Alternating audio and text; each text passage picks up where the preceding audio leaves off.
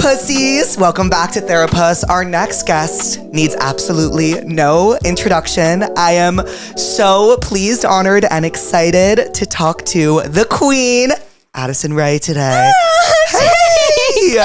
I was actually watching your last few episodes, and I was like, oh my gosh, I wonder what he's going to say for my intro, and that was really sweet. Wait, I was thinking about your intro all morning. I was like, no introduction, and I was going to list off your singles, but then I was like, that contradicts the no introduction. Right. And then I was like, we can get into those I'm so excited for you. Thank you. You've had the most incredible year. Thank you. Are you like... It's been pretty crazy. What's it? Because I remember, I feel like I saw you that night you released Diet Pepsi. Mm-hmm. And I feel like just from then it's been like... Whoa, yeah. That was a crazy night. You were literally at the event. It was you and Lexi, and you were watching the premiere, and you were so anxious. Yeah. And then I remember listening to it that entire weekend at the Jersey Shore. And I was like, this is where it's meant to be listened to. I feel like I definitely watched those TikToks of you at the Jersey Shore. Yeah, I was like eating ice cream. Wait, because then you posted the ice cream TikTok, yes, right? Yes.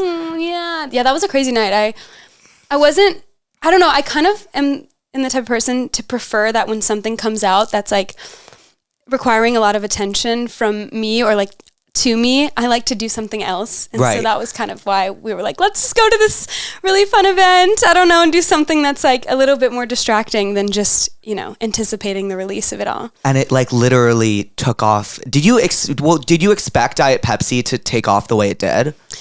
I don't know that I really had any real expectations for it, but I did know that it was a really special song. Whenever I wrote the song with Luke and Elvira, we were in the studio and it was like the first time we met. And I mean, our session was like about to end. And sometimes like in sessions, you're like, I don't know, it's with anything really. It's like, are we going to make something that we like? Or are we never going to speak to each other again? Right. And then towards the end of the session, the song just really magically happened. Like Luca started playing the piano and we were kind of all just like humming different little melodies. And then we found this one little section, the last line of the hook, losing all my innocence. And then we were like, oh my God, wait, that is literally so good. And we were like, okay, let's keep going. And then the next day we finished the song and we were just like, there's something really magical here. And that kind of kickstarted everything. But I think my expectations were pretty low in terms of like people getting or understanding it. Because sometimes when you put too much of an emphasis on the response, it ends up just never matching that anyways, So I tried to go into it pretty chill. I feel like that's the best way. I feel like I experience that all the time where it's like I put all my excitement towards like one thing and then it never ends up being what you want it to be. And then it's like, well, it's over now. What do I do? Yes. And then it's like a crisis. Yeah, it's like the biggest internal crisis. Wait, so Elvira, did she do the entire album? Yeah, I did the whole album with Luke and Elvira. And what was that like? It was really great. I didn't know initially that I wanted to make the entire album with the same people because, with my EP and other music that I've made, it's kind of been like sessions and sessions and sessions until I'm so noisy right now. Wait, I'm obsessed. It's really like calming ASMR. For me. It's really calming for me. It's kind of nice. I don't know. When I made other music and had done other sessions before, it never made full sense to just stay in the same room because it kind of felt sometimes like too stale. If you'd like stay in the same room with the same people for too long, you're like, all right, I don't know what else I could say with you. I said it all, you know? And I don't know, I'm an oversharer, so I kind of get through it really quick and go in really hard. And then after we made Diet Pepsi, we were like, I don't know, it feels like something really special is happening here. And, having a room of all girls was something that I never experienced before because I'd never really worked with female producers like that. I think that's what makes I was actually just talking about this, I think that's what makes your music so special is that it's like literally made by all women and it's like the coolest thing ever because like women get pop, you know what I mean? And also just totally understand each other in a way that, you can't always get there or feel understood. I don't know, it felt like it just made sense. And when it was happening and, Elvira's from Sweden and Lucas from LA, but super international. And I don't know, it's like they understood such separate perspectives as me, but also something so synonymous throughout all of us. Right. And it just really, I don't know, it feels really special. It is really special, and you should be super fucking proud of yourself. I'm like so fucking excited for it to soundtrack my entire summer. I can't wait for you to hear all of it. Me too. I'm dying for you to hear. I'll play you. Please. The teaser that I just had posted had the instrumental to a song, which is called New York, and it'll be out. But the song is called New York. Yeah. And it's the first track on the album. So it opens the album with New York. That is perfect. Are there any features on the album, or is it all you? No, it's all me. It's all me. I don't know. I felt like that was really important for me. I think there was a lot of ideas from, the label or people to explore having features or people collaborate. But I don't know. Like I said, it felt really intuitive and correct for it to just be me, Luca, Elvira, trapped in a room, right, making an album and finishing it. We only added one other person into rooms, and her name was Tove, and she's also a female. So the whole project is only women. That's amazing. Really great. Obviously, besides like who mixes and masters. Right. But I actually don't know if I know any women that mix and master, but like, hey, maybe the next project. No, I'm kidding. I love Randy and Serban. Shout out to them. Do you, how does this feel different than the EP? Because I feel like the EP, like, were you always planning on releasing that, or was it like leaked and everyone was like, release it, and you were like, okay. Yeah, I was like, okay. Yeah. No, I didn't plan on releasing it. I actually, after Obsessed came out, I kind of was like, I don't know. I was really trying to lock myself away. I kept doing sessions and I kept writing, and obviously that's how all the other songs that got leaked because all of those were sessions that I was having post Obsessed and maybe even some before Obsessed. But I didn't want those to come out. They weren't done. And I don't know, I was not as confident as myself as a writer at that point. I wasn't really determined on writing aggressively. I was writing and I was in all the sessions. I think I've only ever cut maybe like a handful of demos that I didn't have anything to do with. And I don't know, it didn't feel like reflective enough of who I am. And I don't know, I really struggle with that, which I don't like that idea, because I do think that you can cut a demo and it'd be amazing. Right. I actually just saw Charlie talking about that the other day. She was like, if you're an artist that refuses to cut demos, like, just because you can't sell it. And I'm like, wait. I'm like, fuck, I need to be able to sell it. Wait, can I say? Yes, okay. Yes. What does cut a demo mean? Okay, so like, let's say, I feel like, okay, so Nothing On But The Radio, that song is on my EP. I love that song.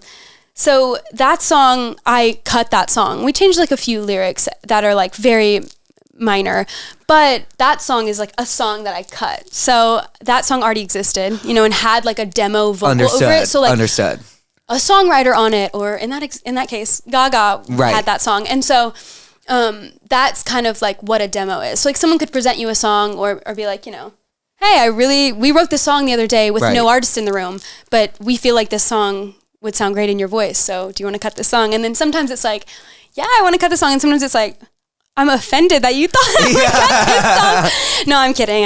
I try to have an open mind when it comes to listening to demos, but I am a little bit of a stickler, because I think just simply because at this point in my life and career, I'm like really adamant on making sure that I'm involved with everything. So it feels really raw and authentic and real.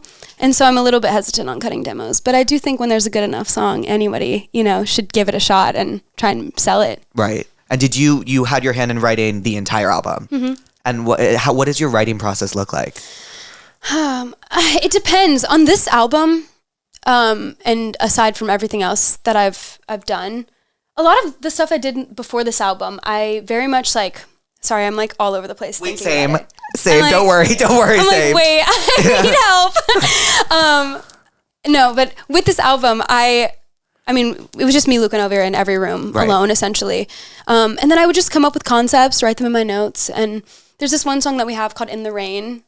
And that one, I had written down this lyric, like, I only cry in the rain, so that nobody could see it, essentially. It was like this thing that I had written in my notes. And that's a very, like, emotional thing for me, because I don't like being sad, and I really hate it, actually, and I feel really vulnerable, and I almost feel like a responsibility when I'm sad. And so this song was kind of a little bit of a nod to that, in a way of just being like, I'm only gonna cry in the rain because I don't want people to have this power over me of like seeing me at a weak point or feeling like someone could take advantage of that, or I don't know, just feeling like my sadness is like a burden on people. I feel really weird about that sometimes. Is that what you meant by when you said you felt like a responsibility when you were sad? Yeah, it's like I feel like, I don't know, I always get in my head about it sometimes, about just being sad and how I feel like it makes people around you feel uncomfortable, or like, I don't know, like people have to like cheer you up or try really hard to make you feel better. And I'm like, I don't like feeling like that, because I always feel like it's a difficult situation to navigate. And I always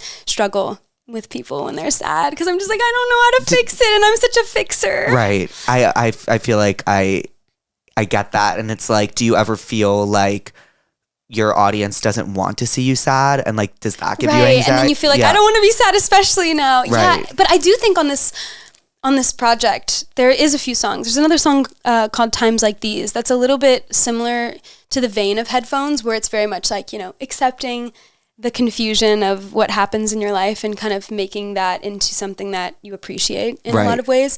And I think that that's kind of what the album does in a lot of ways, is like kind of twist these things on their head and say, you know, I'm not going to let that destroy me or like take over my life. And I kind of like own the sadness of it all.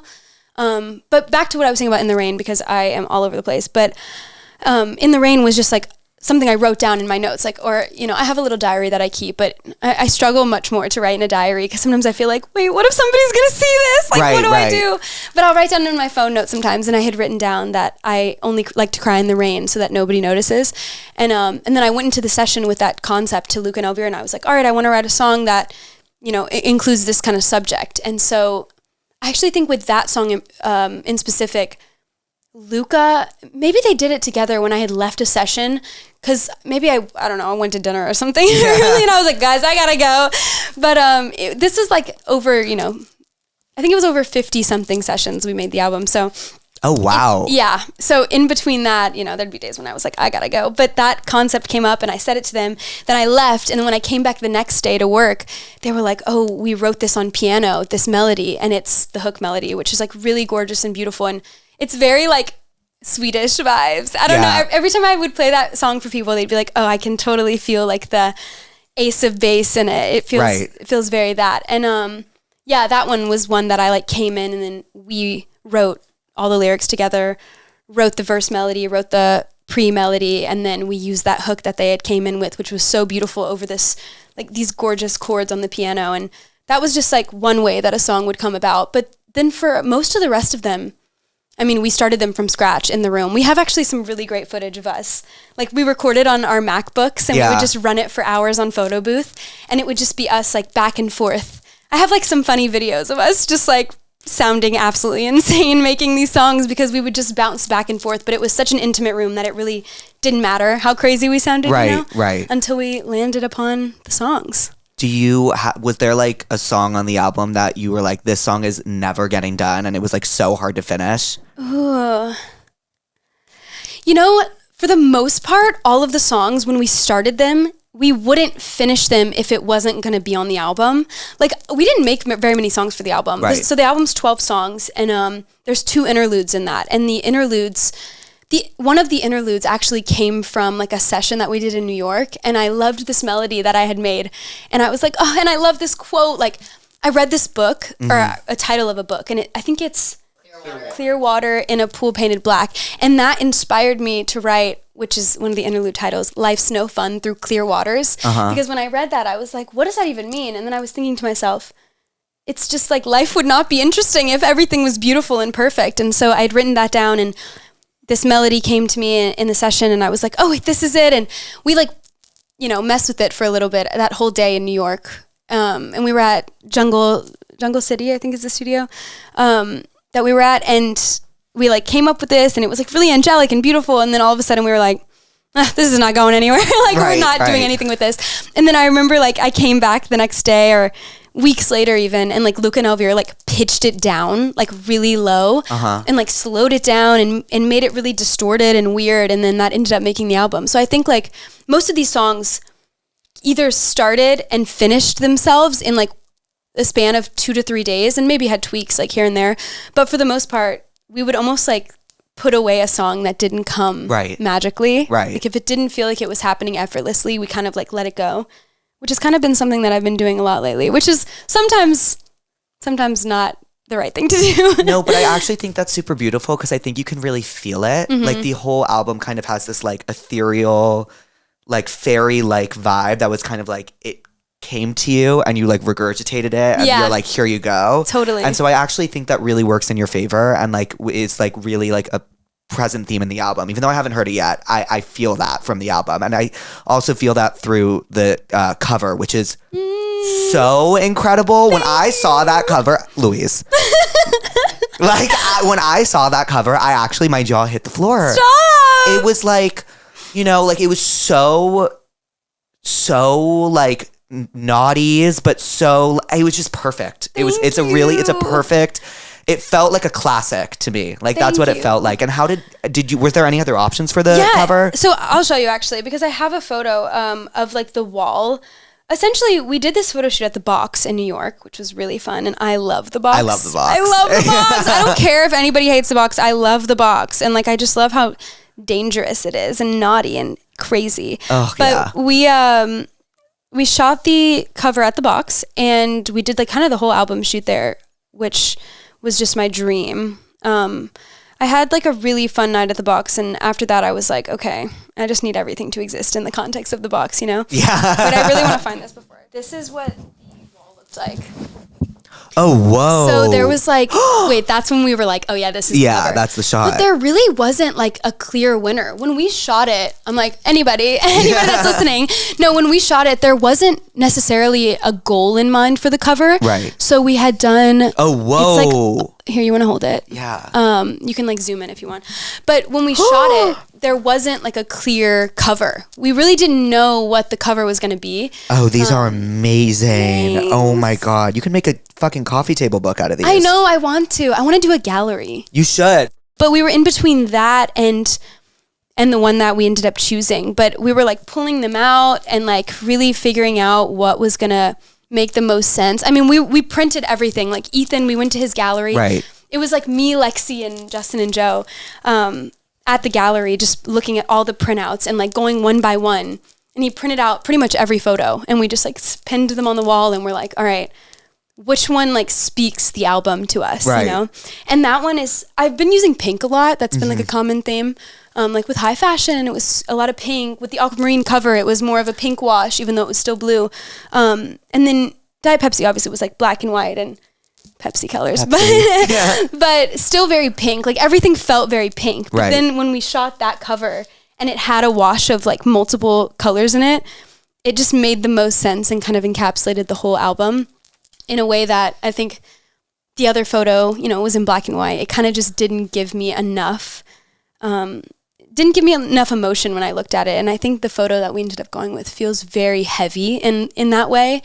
It's like very reactional when you look at it and it feels magical, you know? That's what it feels like ethereal. And like, I also think it was such a good move to go with color because the album is so colorful. It is. Every song has like, you know, like you can like hear the colors in it, especially in headphones on. Like you can hear like the pinks and the purples and like, you know what I mean? And it's just so special. Makes me so happy. I know I don't have like, I don't know what the diagnosis is for like synesthesia, but I'm like, maybe I have it. I just don't even know what the qualifications are to have that. But I do think I like to associate songs with colors because it brings it to life for me and makes it really vivid. But yeah, I also feel like the theme for me, I don't know if you know what Libby Lou is. No? Does anybody know what Libby Lou is?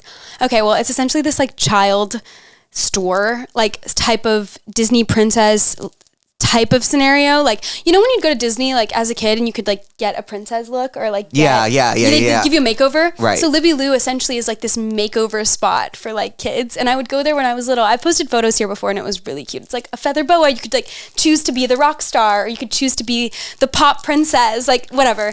Anyways, the whole goal for the album is for it to feel like R-rated Libby Lou. Oh, so I love that. We were like, me and Lexi have talked about this all the time because Lexi's from Texas and I'm from Louisiana. So we have like a very similar upbringing. And I lived in Texas for a little bit and that's where I first went to Libby Lou. You did? I lived in Houston. When did you live in Houston? In middle school. No way. Yeah. And then raised in Louisiana, then Houston, then back to Louisiana. Mm-hmm. Got it. So Southern girl. Yeah. Southern girl at my core. But yeah, Lexi grew up in Texas too. So we had a lot of the same experiences, but it was so funny. We were in Palm Springs for Coachella, and we went to like the Skims store randomly. We were like in the Skims store at the outlets, and when we walked in, outlets. I know, me too. Like YSL in those outlets is so good. It's just like, it's perfect. It's perfect. It's perfect. And it's just such a perfect stop on the way to like the weird location of Palm Springs, right? you know? Like, Every time I'm there, I'm like, this is literally Don't Worry, Darling. Like, why does it feel like this? It is. I think Don't Worry, Darling was shot in Palm Springs. No, I think it was too, but it's exactly that. Like, it feels like, I don't know. It feels like somebody came in there and tried to make that like weird a fake escape. city. Yeah. It's like, why are we supposed to be smiling all the time? But yeah, we went in there and we smelled Libby Lou. And it was, anyways, that's where I meant to circle that back to, because we smelled the smell of Libby Lou and we looked at each other and we were like, Libby Lou. Was Libby Lou. And we were like, that's a sign. Like, the album is Libby Lou. Anyways, that's amazing. You have to know more about Libby Lou. Does it still exist? No. When did it shut down? Wait, I'm going to show you the logo. Wait, I want to see. It reminds me of like a... Like, what color are you seeing? Like yellow, like a butter yellow. Okay. So it's not a butter yellow. It's not that. No, it's actually like this. It's like this cup holder. Okay. So it's like like very hot pink and like purple. So it's like what's that? Who am I thinking of? You know, the cartoon, and it's like. It'll come to me in like 4 hours. What is it? Yeah, like right when I leave. Yeah, right when you leave, it'll come to me. Are you planning on touring the album? Or I don't know. Am I allowed to say that? There's definitely plans to tour the album, yeah. Are you like excited about like, do you like performing? Yeah, I do really like performing. I don't know. I think I was always wanting to perform just in life. I think it's always been so fun to me to be on stage and like convey some sort of feeling to people. I mean, I grew up competitively dancing, so I think, wait, look, this is Libby Lou. So like you would get dressed up like that. Oh, whoa. Isn't that amazing? It's like Build-A-Bear for yourself. It's like a gay Hot Topic.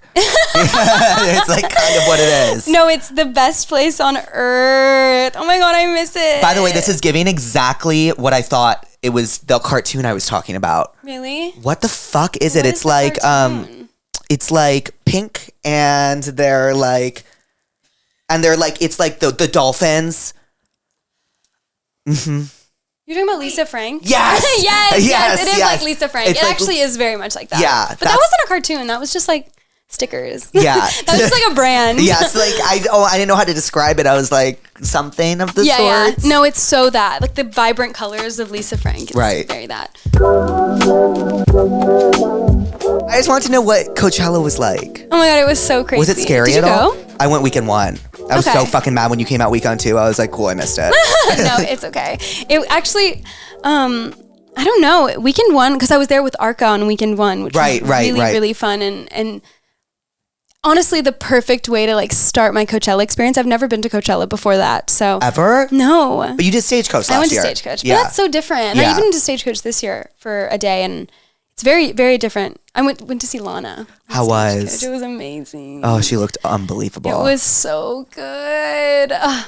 It was really magical. I know she looked and sounded perfect. I just like feel like women are really like running the music space right now, and it's so like nice to see after like all these years of that like not being the case. Totally. Or maybe it was the case, but it was like underappreciated. Yeah. And now it's like there's like with like stan culture like kind of coming to like the forefront of the zeitgeist. Like I feel like it's like this new appreciation, and it's like awesome to see. Yeah, it is so nice. It's such like a motherly vibe. Yeah.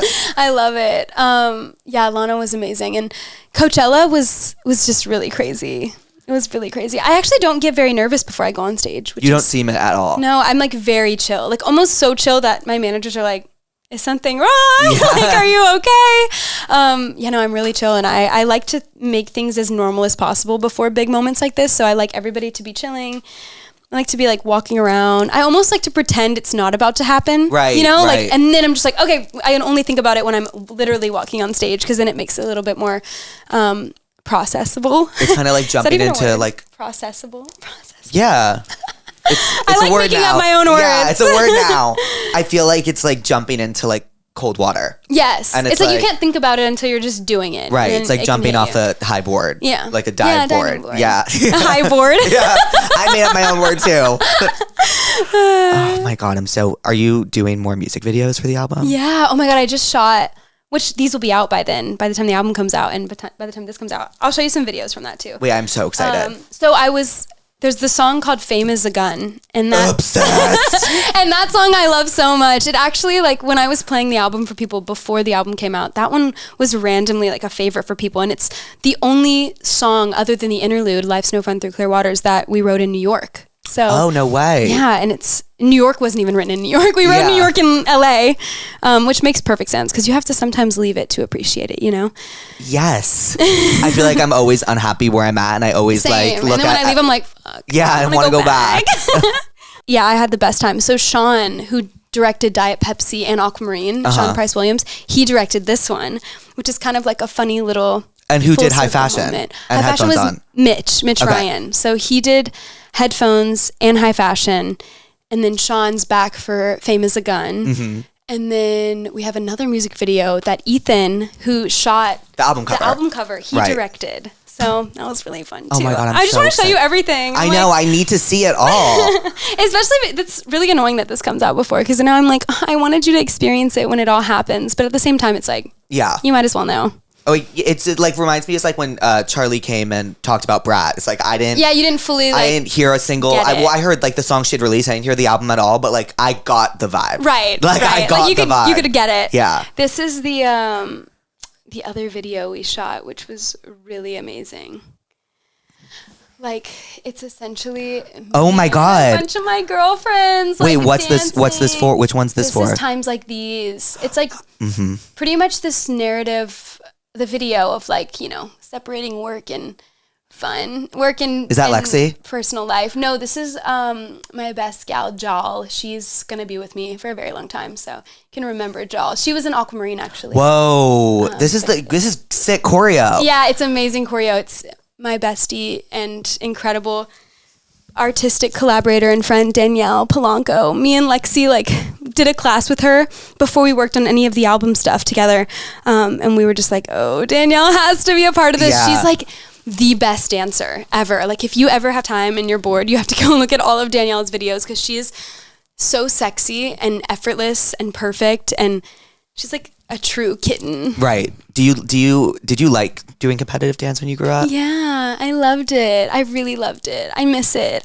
I think I just miss, I don't know, I love competing. I love competition and feeling like you're being pushed to do something better than you're doing. And I think competition dance is so that, in like a really beautiful and like communal way. Right. You never feel, too competitive with people you compete against. It's more of like this really beautiful push and drive to know what you're capable of. Right. And so, yeah, I really miss it. But now you're kind of able to do it Yeah, throughout all your I know. art, which, by the way, feels so full circle, because I feel like you've tried your hat in so many different things, and then like this feels like you're so good at everything. I'm not even just saying that. You are so good at everything, to me, and I think to everyone as well. But like this feels, does this also feel to you like, okay, this is what I'm meant to be doing? Or yeah. Well, I think, people always ask me what I prefer, like acting or dancing, and I'm like, or singing, and I'm like, why can't they all exist in the same world? And to me, they do, because I think performing is kind of like the basis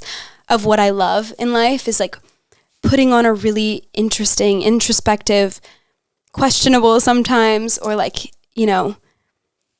a show that makes you question what you thought about the way you could feel even. And so like kind of pushing that boundary within myself, but like for other people, is like really interesting to me. So I think as long as I'm putting on some sort of provocative, interesting show, I'm like really satisfied. And I think that with music, I have so much freedom in that, because with acting, which I do love to do, you can really transform. I mean, you know this, Mr. Actor.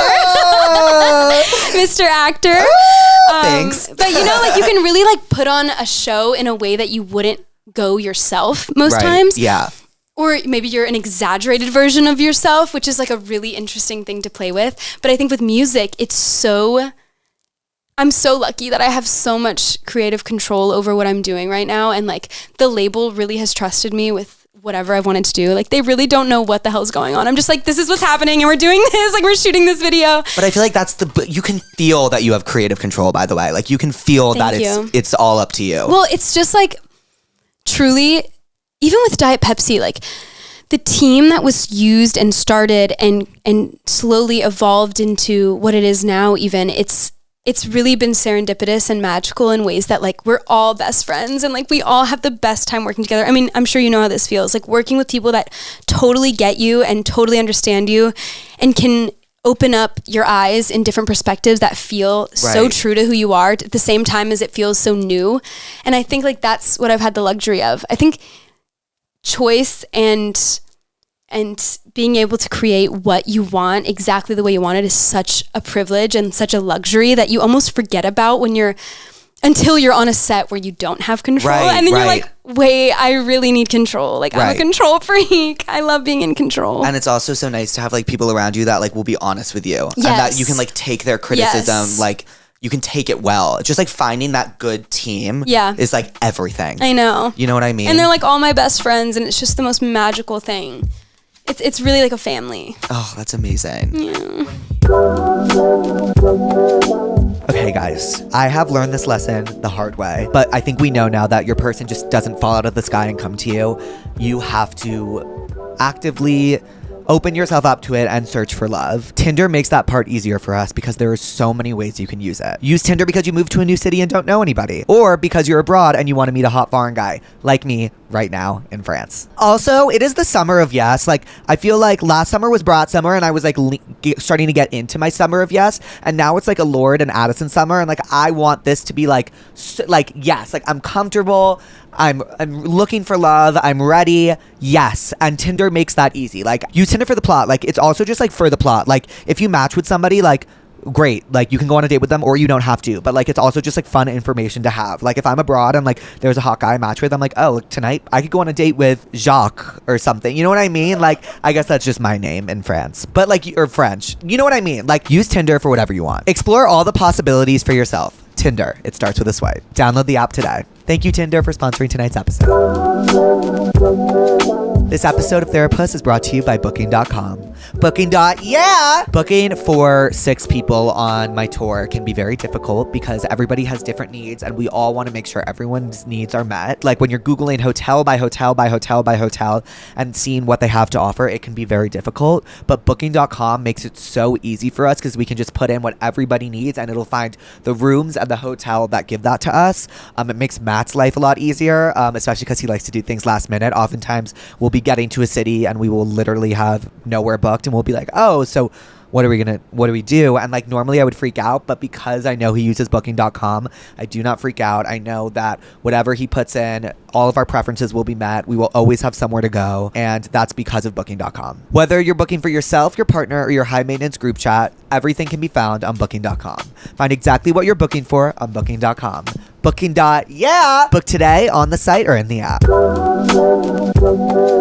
Releasing music and like doing like bigger projects like this, I feel like is like different because you got your start like, you know, posting online and stuff, and like that has this like instant gratification. Almost it's like you post and you get a bunch of likes and like. I feel like you posted a video about this one time, didn't you? You're just like, I just need instant gratification. Yes, I do. Like, yeah, I do. Like I need it, and like. With singing and with acting and performing, like there is no instant gratification. Like it's all about like the long-term payoff. And like how does that feel, like the difference between the two?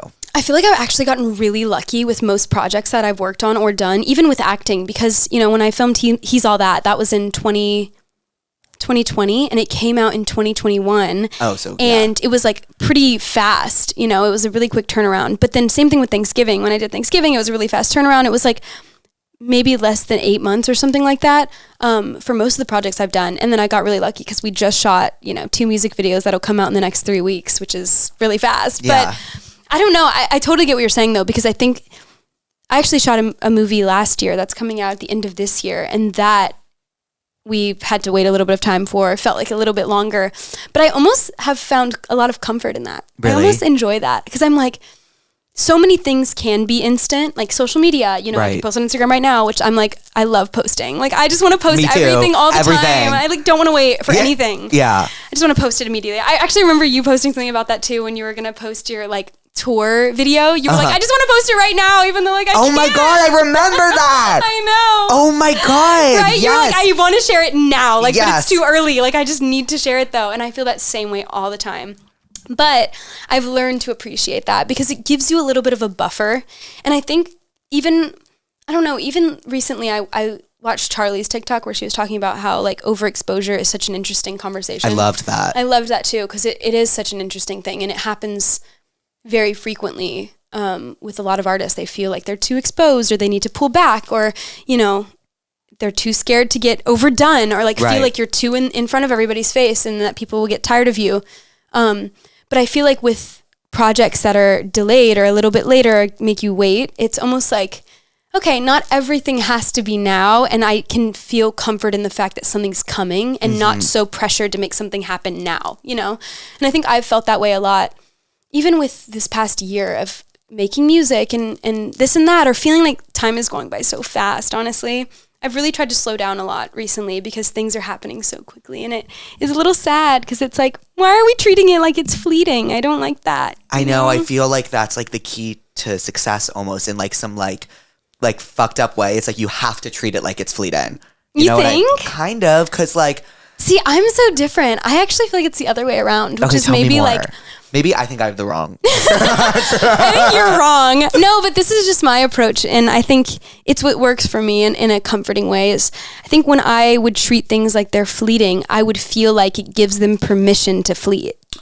You know? And I don't want to give anything permission to fleet. I'm like, I need to act like this will always, what I want will always be here. And what I know I'm going to get is also always going to be there. And so I will get it, you know? And I think you're like changed. No, I'm like actually like, because it's a confidence. I think it's a confidence thing. And it's like confidence in, I think the reason maybe I treat things like they're always fleeting is because like I don't have confidence in what I do or what I put out. Well, you should have more confidence in what you do. I don't mean that in like a sad way. I just mean like, I think it comes with time. And like, I think social media has created that kind of perception in a way because you feel like in order to be relevant or important, you have to be extremely active and like almost run yourself to the ground in order to stay in front of people's faces because it does feel like that. It does feel like when you're out of sight, you're out of mind in a lot of ways, you know, in social media and just the way that the entertainment industry works these days. You're like, well, you forget about me if I don't post today. Right, yeah. But I think I've gotten to a point where I feel like when you treat it like that, it does happen like that. And I think when you have quality work that you spent a lot of time on and that you really love and you know people will value it, it doesn't matter as fast as it needs to come out. It doesn't matter if you feel like you need to wait 2 more weeks for it to come out because you think someone's going to forget about you or maybe you're not going to be in front of their face for them to remember you. It's like the work is the value, you know? Yeah. What you put into the work and how amazing the work is and how much time you've spent on it. People will love good things because they're good, you know? So it doesn't matter if you went away and stopped posting for 6 months. If you come back with something that's incredible and has great integrity and value and a lot of passion into it, like people are going to pay attention no matter what. You know? It doesn't take you having to be like, hey, I'm right here. Like, don't forget. Because what you do is a reflection of the time and the energy that was put into it, you know? Do you feel like that's something you like learned? Because I feel like you had this active era and then you stepped away. And, yeah, it's a learned thing. And like, did that feel weird at first? Or were you like, I know that this is what I'm meant to be doing right now?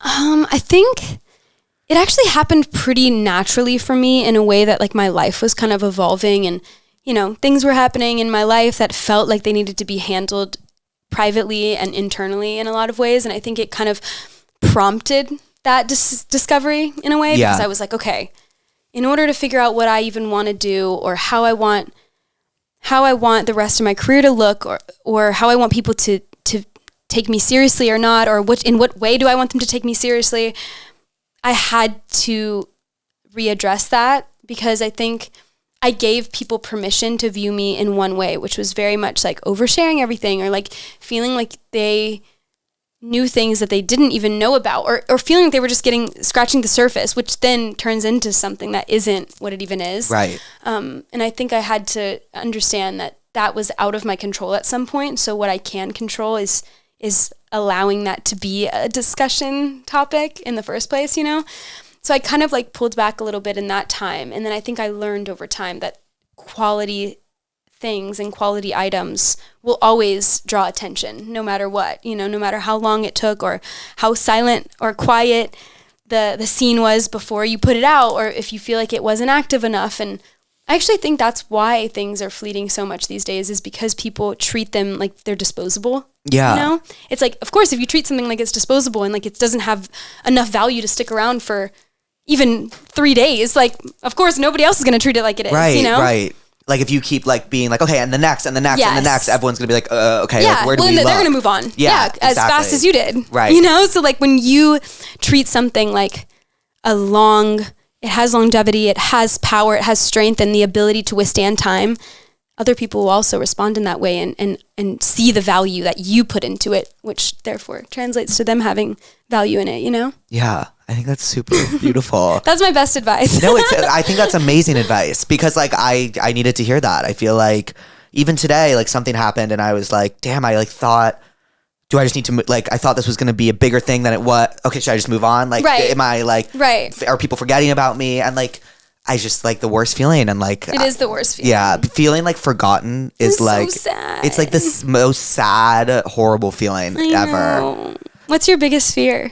Being forgotten. Really? I think, yeah, being forgotten or being like, Mine's being alone. really? I hate being alone. Do you always have someone around you? Yeah. I like love, I don't know, I was talking to my therapist about this, but like something about having people there to feel like you're not just in your mind and confused. Like I feel like that is something that I really look for in company. You know, I'm just like, I need people that are around so I feel like I'm not just like alone in my mind even, Right, you know, and feeling right. like you don't really know what's happening, or I don't know. It's like an interesting thing that I've learned to discover about myself, because I've felt that way for a really long time, that I didn't like being alone. But I think being forgotten is kind of hand in hand with that in a way. I think so too. You know? I think like being forgotten, I'm like thinking about like when people are thinking about me, I don't feel alone. Mm-hmm. You know what I mean? I think it's like totally. You know what I mean? Totally. And it's like, but that's why social media is such like a companion in a way. you right? know? It's like a friend. Yeah, it's is. like a literal friend. Did you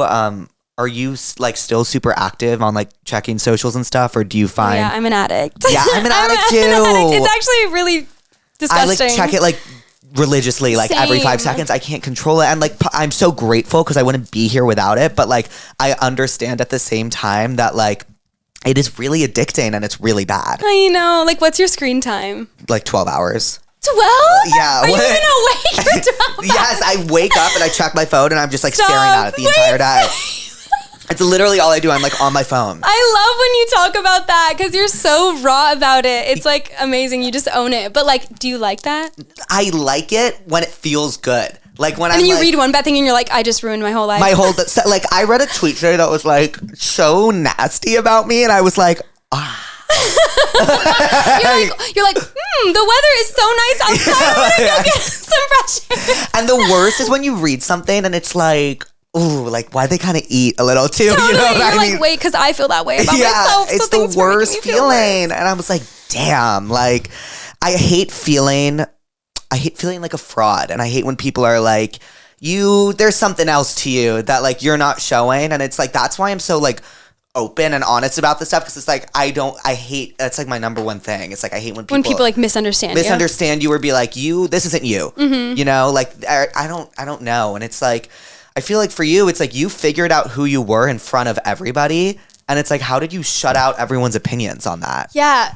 I mean, I feel like that's kind of what I was touching on with the whole taking a step back from social media thing, is that I felt so misunderstood, but I was sharing so much. And I think I even talked about this recently, actually, because I think sometimes you do what you need to do to get where you want to go. And, you know, I wasn't showing every part of myself, as one mostly doesn't. You know, there are elements of yourself that surely you don't share online that aren't bad. They just aren't things you're willing to share or talk about or, you know, show. And I think privacy becomes really important over time of like, okay, what can I allow people access to that isn't going to hurt me or they're not going to use to make me feel conflicted in my own life decisions that I have to make. And so I think, yeah, being misunderstood is definitely annoying. And it does get on my nerves sometimes. But I think over time, I've realized that, you know, if somebody's commenting that this is not who I am or whatever, or when I was 19, I was more authentic. Like, Yeah. I'm like,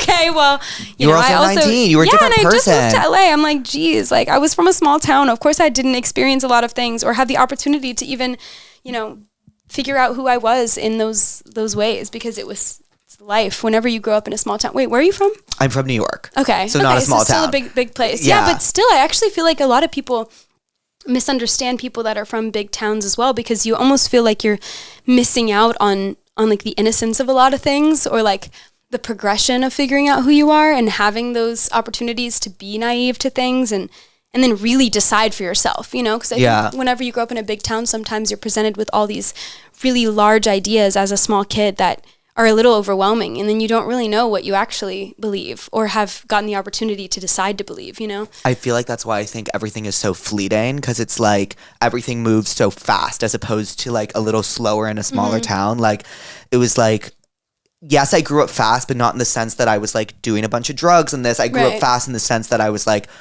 okay, well, what do I want to do? You know, like everyone's figuring their shit out. Totally. Everyone's doing this. You get to be an adult. Yeah, really it's fast. like I like took the subway from when I was like 11, and like, you know, it's like little Jake on the subway. I know, and it's like I just feel like I grew up fast in the sense that I was like, okay, well, I'm an adult now, and this is what I should want to do, and I should have it figured out. And I feel like kind of in the age with like digital footprint, it's like we've gotten lost on the fact that like people change from year to year. You know, like their interests change, who they are change, and I think we're holding people to a lot of who they were, and I feel like that's kind of it's something that like we have to reckon with as like.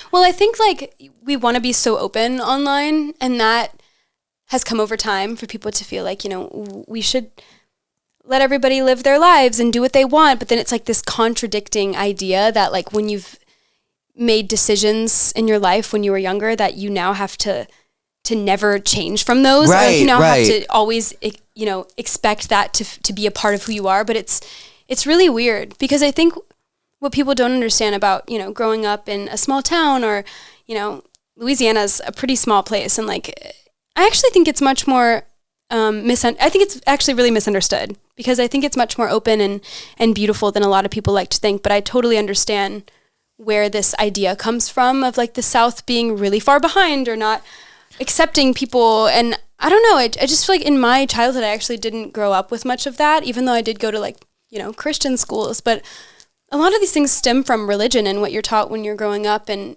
you know, leaning on kind of like a rule book of life, which is like what a lot of these things stem from in the first place. And then I think it's like experiencing new life and new places and new people, and you realize the world is not as small as you thought it was, and you get the opportunity to see and feel things that are new and exciting and beautiful, and in ways that you just didn't know were possible. And I think growing up in a small town, I kind of just you do it, you live the life that you're learning to live in order to exist in that life, you know, because you're just living the life that you're taught to live, or that you're expected to live when you're in a certain space. And then you know, travel and you experience life, and you move and you meet new people and you try things, and everything just opens up a little bit more. And it's nothing, I think none of it until it is out of bad intention. Right. And I think in my life, I've always tried to lead with a really good intention in everything I do. And I don't know, I try to treat everybody the way I want to be treated, and that's kind of just how I've always acted. Do you remember like that moment where you felt like, oh, there's more than this town? There's like more than like. When I got on Tumblr, when I was Really? like, I think I must have been like 11 Yeah. when I first got on Tumblr, because my older cousin had Tumblr, and it was like during the age of like, I think it was 2010, 2011, 2012, when people would do like the summer pictures of like big rings, like the blow up rings and like bleach blonde hair. Yeah, and, like, yeah. Like 2012, you know? And I was like, oh my God, this is so fun. And like bikinis, and like, I love it. And then I like got to confront a lot of different interests maybe in my life and like creative interest on Tumblr. And that kind of opened up a whole new world for me. And social media, I mean, it really taught me so much. I was on Stan Twitter when I was little, like. Stan Twitter shapes you. It really does. I had like a 1D account. Did you really? Yes. Does it still exist? No, I actually tried to find it because, oh my God, I don't even want to talk about it because I'm like, who knows? Maybe it does exist. Like, I'm scared. But no, I had like a, I don't even want to talk about it. But I also had a Dance Moms fan page too because I loved Dance Moms. So I was always on like. My roommate Peyton had a Dance Mom fan account. So did I. It was on Facebook though. Oh, really? Yes, I had a Dance Moms fan page on Facebook. And what? I was in fan page group chats on Facebook. Like, it was really crazy. Was it like with like 30-year-old women? No, it was with a bunch of kids. What? We were all kids on Facebook. We were way too young to be there, but we were there. Okay, I forgot that. I feel like I forget that Facebook was a thing. I know, and it was so big. Facebook, I really want it to make a comeback. But really? It would. I would do that. But it's like in this day and age, like it's not marketable because Facebook was so personable. Personal. Yeah, personal, you know? Like you had to friend someone to see their stuff. But that's kind of the beauty of it. Yeah, I know. That was like where the nice community of it all came from, you know? But I also do get like sharing things.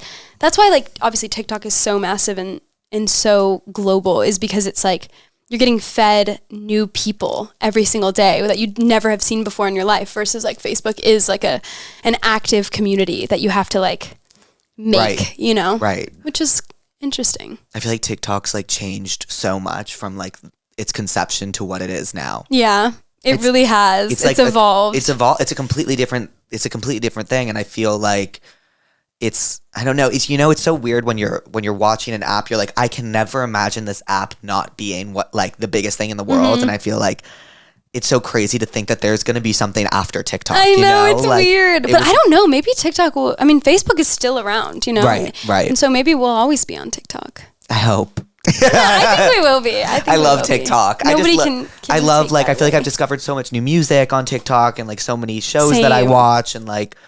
Well, speaking of, actually, I was so excited to ask you, like, what were you listening to, like, while you were making your album? Like, who were you listening to, like, for inspo and just... I'm like, I should look at my... Can't you see your, like, most listened to songs of the year? Still? I feel like your Spotify is, like, famous. Like, I remember, like, when everyone was like, wait, Addison, where you listen to Arca? Oh like, my God. I remember that, too. That was such a funny time. I'm like...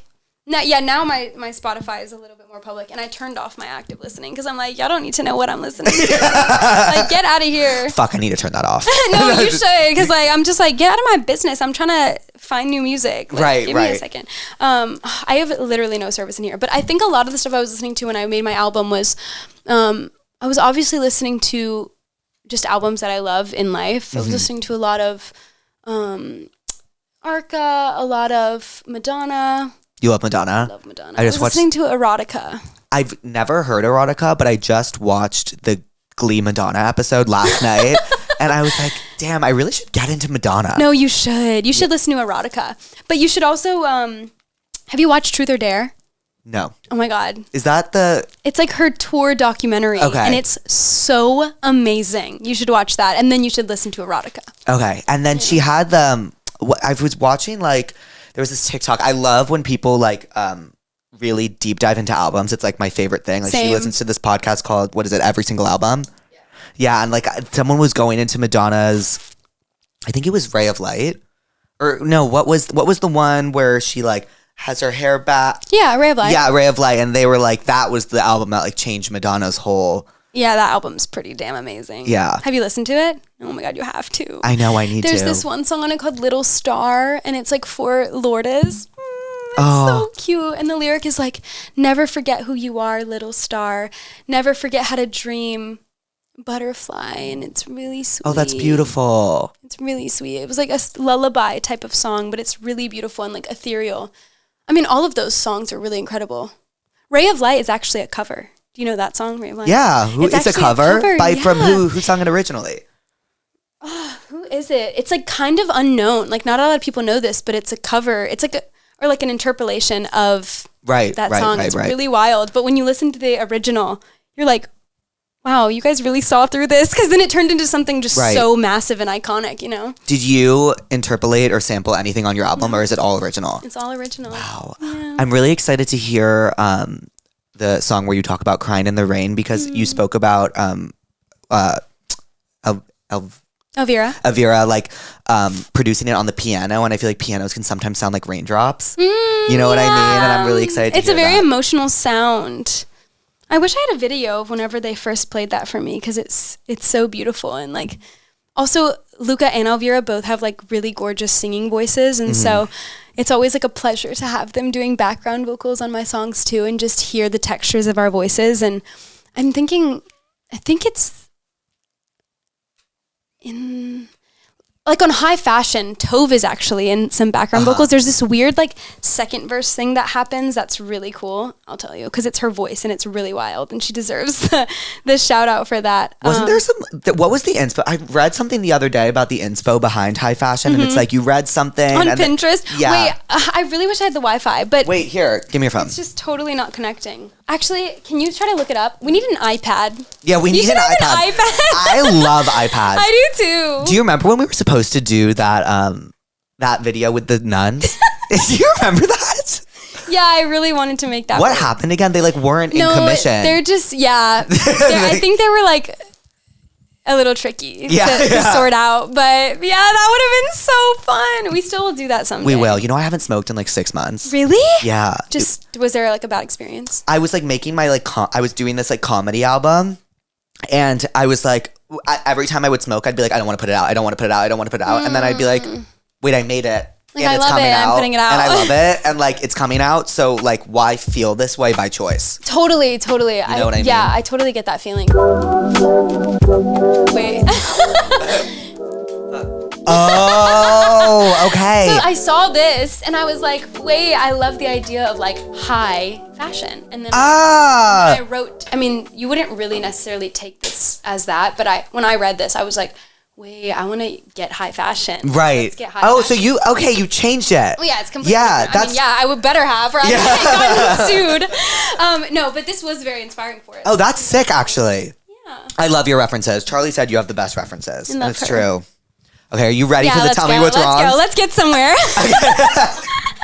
Let's come back to earth. We need to. Actually, I don't want to. My boyfriend is still in a friend group with his ex. They broke up only a year ago and dated for 3 years. Literally moved in together, the whole 9 yards. I'm not sure if I should be crazy about it or be chill. Absolutely not. Yeah, right? That's what I think too. Be chill. Absolutely not. No, like I I'm would not not. chill. I'm not chill. How could you be if he moved in with his ex and he's still in a friend group? He sees them every single day? No. No. I'm also crazy though. Like, I'm my Venus is in Scorpio, so I'm really crazy and intense. What so does your that's Venus and definitely not Scorpio happening. mean? Like, what is that? It's like the way you love. Okay. And so Understood. Scorpio is pretty like direct and intense and passionate and like all in. So that just does not work for me. That doesn't work for me either. I'd be like, you need to stop being friends with them. You're like me or them. No, like me or them. I'm seriously. Yeah, I just feel like, to be honest though, I'm really direct when it comes to like communication and like talking to people, and I find a lot of closeness comes from directness, and so I try and always be really honest when I feel like a way about things, and hopefully can come together. So I think if you can have a really open, honest conversation with that person, maybe, I don't know, maybe they'll understand where you're coming from, and then can understand why you'd be uncomfortable. And then if they gaslight you, you can be like, you're gaslighting me. Yeah, exactly. Just call them out. I stopped being friends with one of my college roommates without telling her. She lets her boyfriend say awful things to our mutual friend, so I stopped reaching out. Should I have told her I'm not her friend, or did I do the right thing by distancing myself silently? I think she should have told her. I think if you value that person as a long-term friend, you should always tell It doesn't them. sound like they do. No, right. But then that's why, okay, I think if you're not that close with that person, then I think slowly distancing yourself is kind of the right way to go about it, because it's like, you know what, this is not going to last much longer than this was lasting, so no need to have like an argument about it or try to like fight for this person if you feel that casual about letting them go. Right. But if you value them. And I also feel like you have to look at it from the other, like you have to kind of be empathetic for the other person as well, kind of be empathetic. But like you do, because like What was her reasoning? it was like her boyfriend says horrible things to their mutual friend, which is horrible. But like, you should tell her because like, well, she's not going to know what's going on. Totally. And, No, like, I totally agree. And like, she's going to be confused. Well, especially because it involves somebody else that's in their life that they may not know that they're acting like that, and then causing them to lose friends. It's like, and maybe you also should know. I've been in that position where like people have been upset with me and not told me why, and like that is like the worst feeling.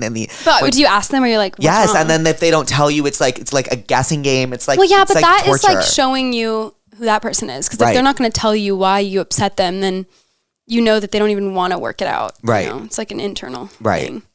My coworker that I have a crush on just got assigned with me on a work project together. I'm up for a big promotion at the end of the summer if everything goes well. So how do I focus and girl boss my way through this?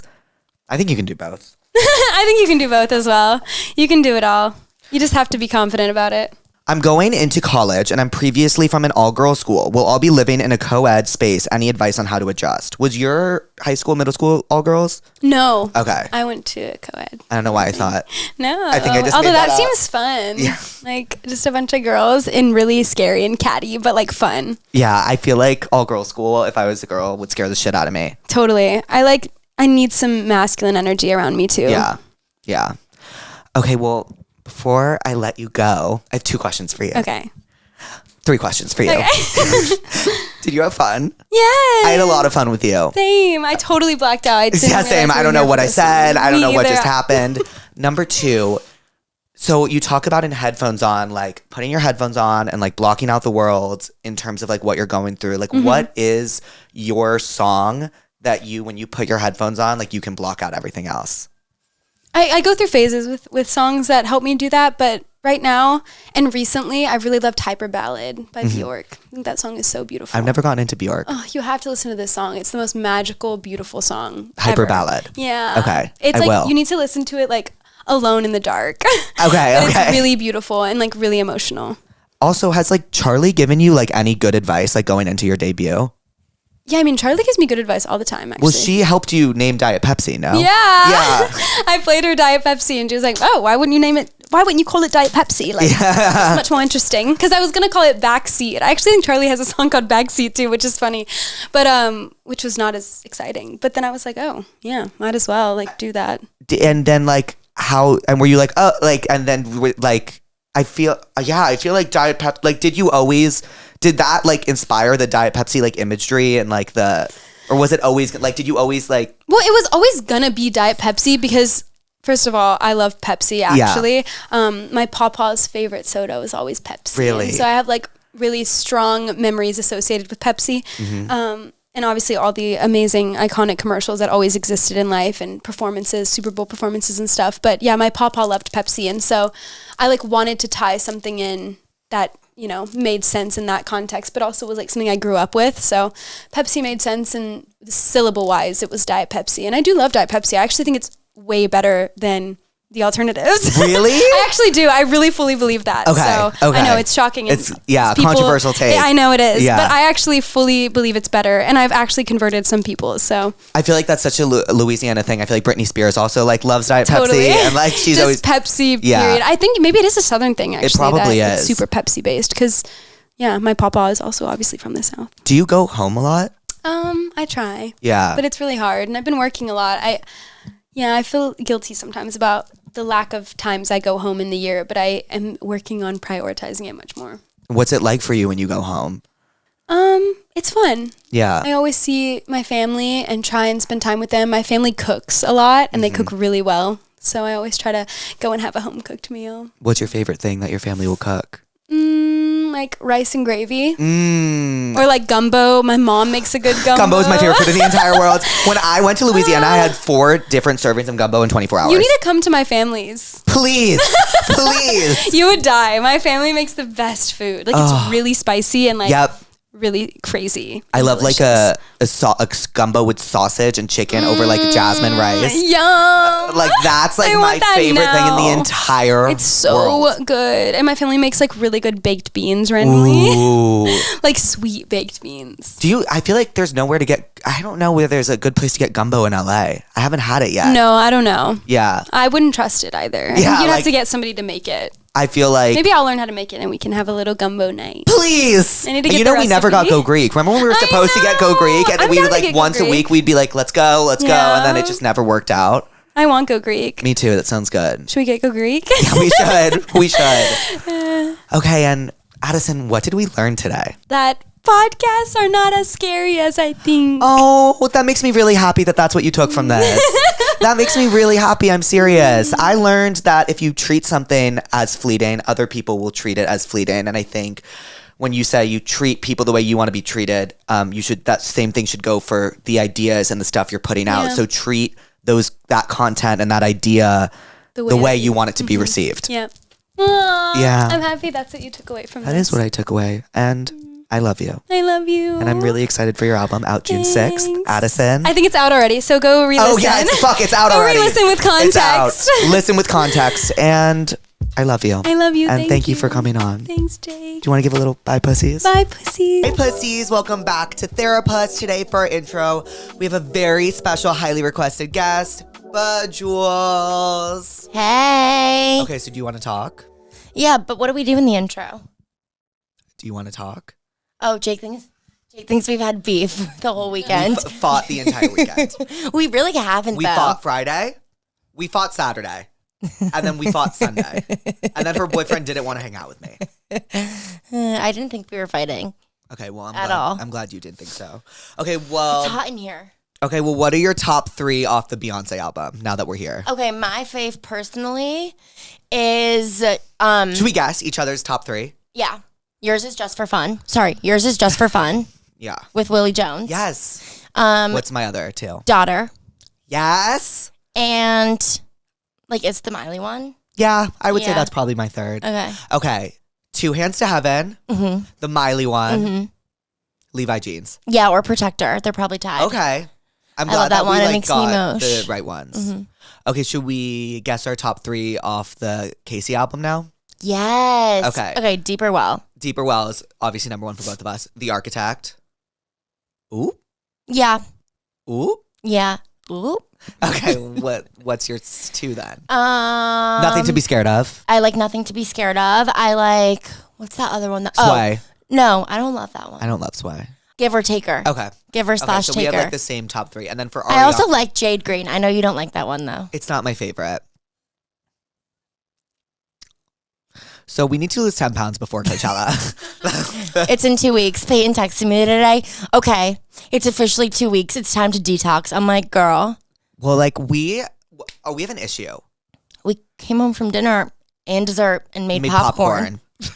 And it was like a Sunday roast.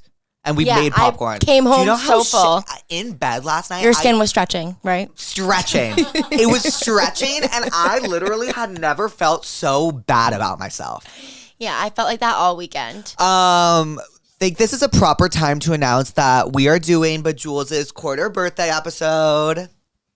Yes. We're filming that next week. Yeah, on Monday. On Monday. A week from today. Oh my god, I'm so excited for that. I know. What should we dress up as? Cowboys? Okay. Okay, well, do you have a better idea? No, not right now. Um, Guys, Jake outed me to Nina Dobrev I did. because we saw her. Well, first of all, we were in the gym.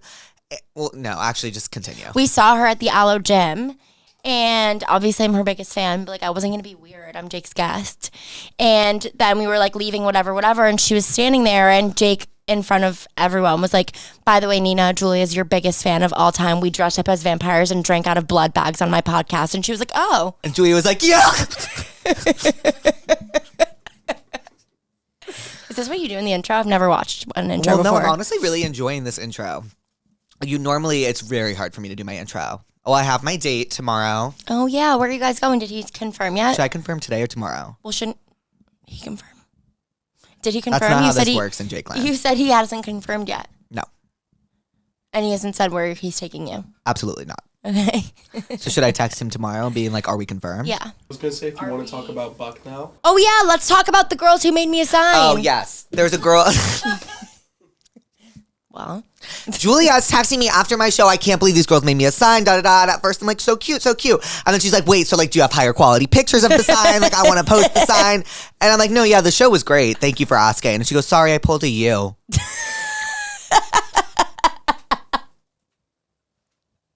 Well, I thought about me for once. Yeah, that's okay. And they made you a sign. Thank you for being in my intro, Bejewels. Of course. As per usual, submit Tell Me What's Wrongs to passthatpuss.com. Send me your number. And I'll see you guys next week. she'll see you guys next week. Mwah.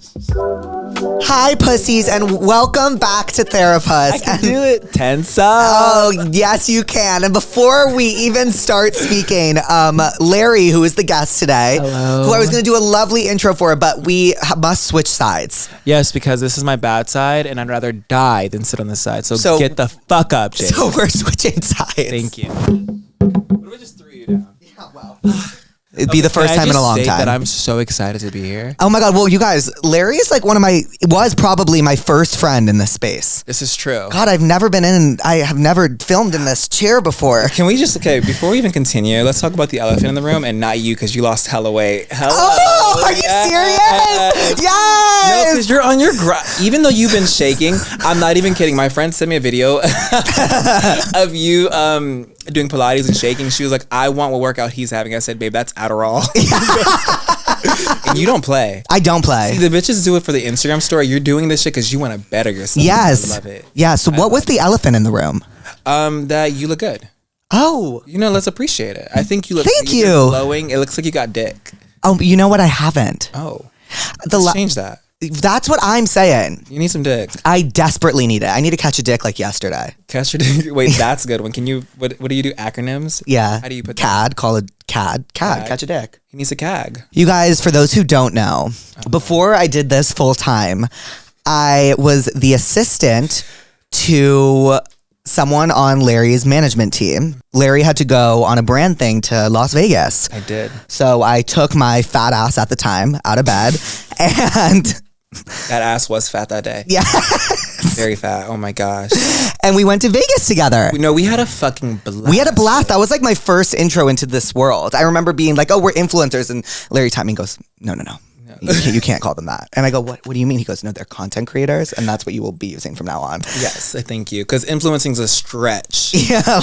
Let's talk about the fact that we were drunk. We were hammered. Hammered. And I was like on the clock. You so fucking what? I'm sorry. If you're working for me, you gotta drink. That's what I was saying. Like Larry was like, just start drinking. And I was like, I guess, right? Like, what am I supposed to do? So I started drinking.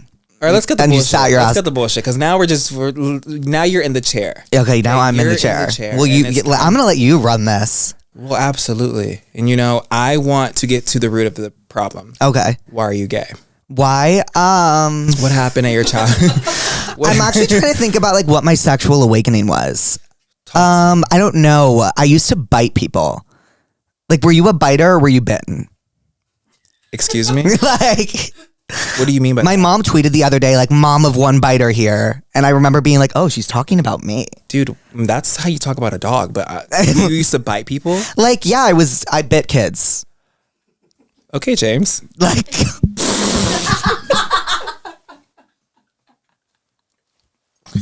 Let's put it on the flow, Big Lotto. Shit. Like, put it on the flow then, y'all. Like, you get in the fucking chair, don't know how to act. Okay. But I guess- No, seriously, biting kids. like when I was 4, like I like bit a few kids like on the playground. I love this fucking studio. You like it? Dude, this is so awesome. I'm Is so it- proud of you. Oh, This thanks, is amazing. Larry. I was just telling them how like I almost got emotional just thinking about the fact where you came from and now you're here. Congrats. Oh, Like you're getting your flowers and it's you. I love you. It's so what? Okay. I said it's you. I love you too. I love you too. Seriously. That's But, really sweet. Well, Larry's been here since the beginning. Yeah, I've seen you grow. Yeah. Like, well, literally and physically, I've seen you. Yeah. change Or I guess sizes like and- lose and yeah. grow. And how do you feel about it now? What, this world? Yeah, and like you just now, because I feel I'm learning to like I'm always looking for the next thing and like pushing and like being more successful, like just like working and being better. Yeah. But sometimes it's important to look around and see the view. dude. But the only thing, okay, I have a list of things that I hate. Okay, well, do you want to read them? Do you want me to? I would love Oh my to. god, where's my phone? Greg, can you call my phone? Oh, it's That's actually one of the first things I learned about Larry is that he loses He things. loses a lot of things. Guys. Yeah. Oh my gosh, I lost my ID at least 15 times. Greg can vouch. He didn't bring his ID to Vegas. What do I need it for? Vegas. Oh, true. Like, I just got it. No, but okay, I'm in my fucking era. Let me talk my shit. Yeah. I got a AirTag with my wallet. Oh. And I've been keeping up with my shit. Damn. Yeah, I'm so proud of myself. Damn. My mom should be proud. Okay. This is my list of bitch, I cannot fucking stand you. Okay. I made this list about 2 months ago. Okay. And it was only for my own personal reasons. Okay. The guy who invented milk. That's fucking Did you weird. bring this up on purpose? Did you see my skit last night? This is literally so old. That's crazy. But no, this is not why I'm bringing it up. Okay, But, continue. but don't you think that's fucking weird? And then I have small talk. What do you mean, how are you? I want to kill myself. That's what I literally have. I have that one. And then I have ignoring the elephant in the room. Wait, Now, there was some guy on the Vegas trip that was like,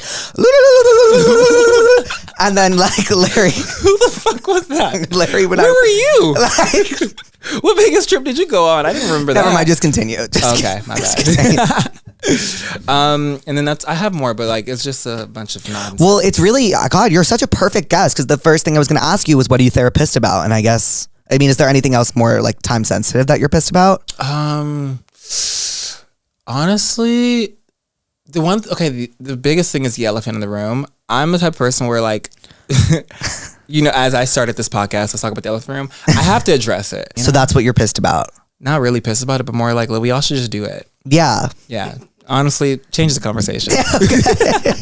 What's tea? What you got for me? I don't know. I'm trying to think. What have you been positive about this week? Okay, so there's one thing that I've been learning. I have learned that when bad situations happen to me, I used to look at them in like a why is this happening to me kind of situation thing. And now I've been looking at them as like, what are you trying to teach me or what can I learn from this? Oh, wow, Larry. Yeah, and it's been really nice looking at it in that lens. I've learned a lot about myself, so like that's a positive. That's amazing. Yeah. I can tell you're glowing internally and externally. I got dick. You did? No. Mm-hmm. Oh. No. Ooh. Ooh. And let's get to the cards. Tell me what's wrong. Okay, you know how to do this, right? Yeah, I've watched. How do you do it? You're gonna read a prompt and then I tell them what's wrong. Okay, yeah, period. A guy in prison is in love with me, Jake, and he won't stop. Oh my God, and they gave me their number so we can call them. What? Hello.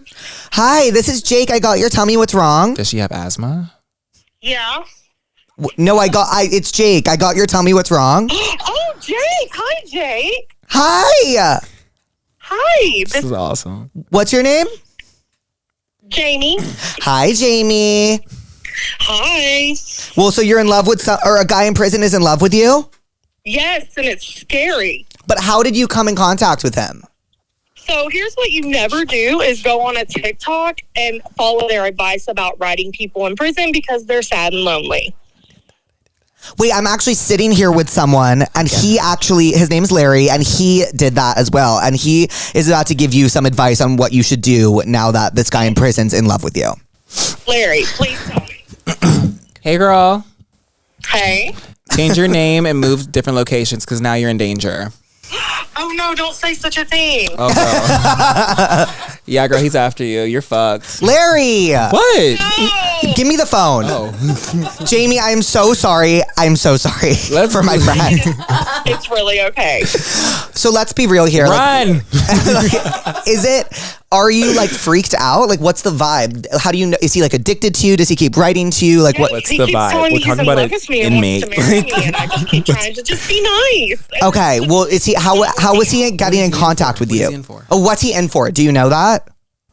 Yeah, he stabbed somebody in a robbery. Oh, that's cute. Okay, well, at least it. Okay. He's about his money. I love that. Larry says at least he's about his money. Standing on business. Yeah.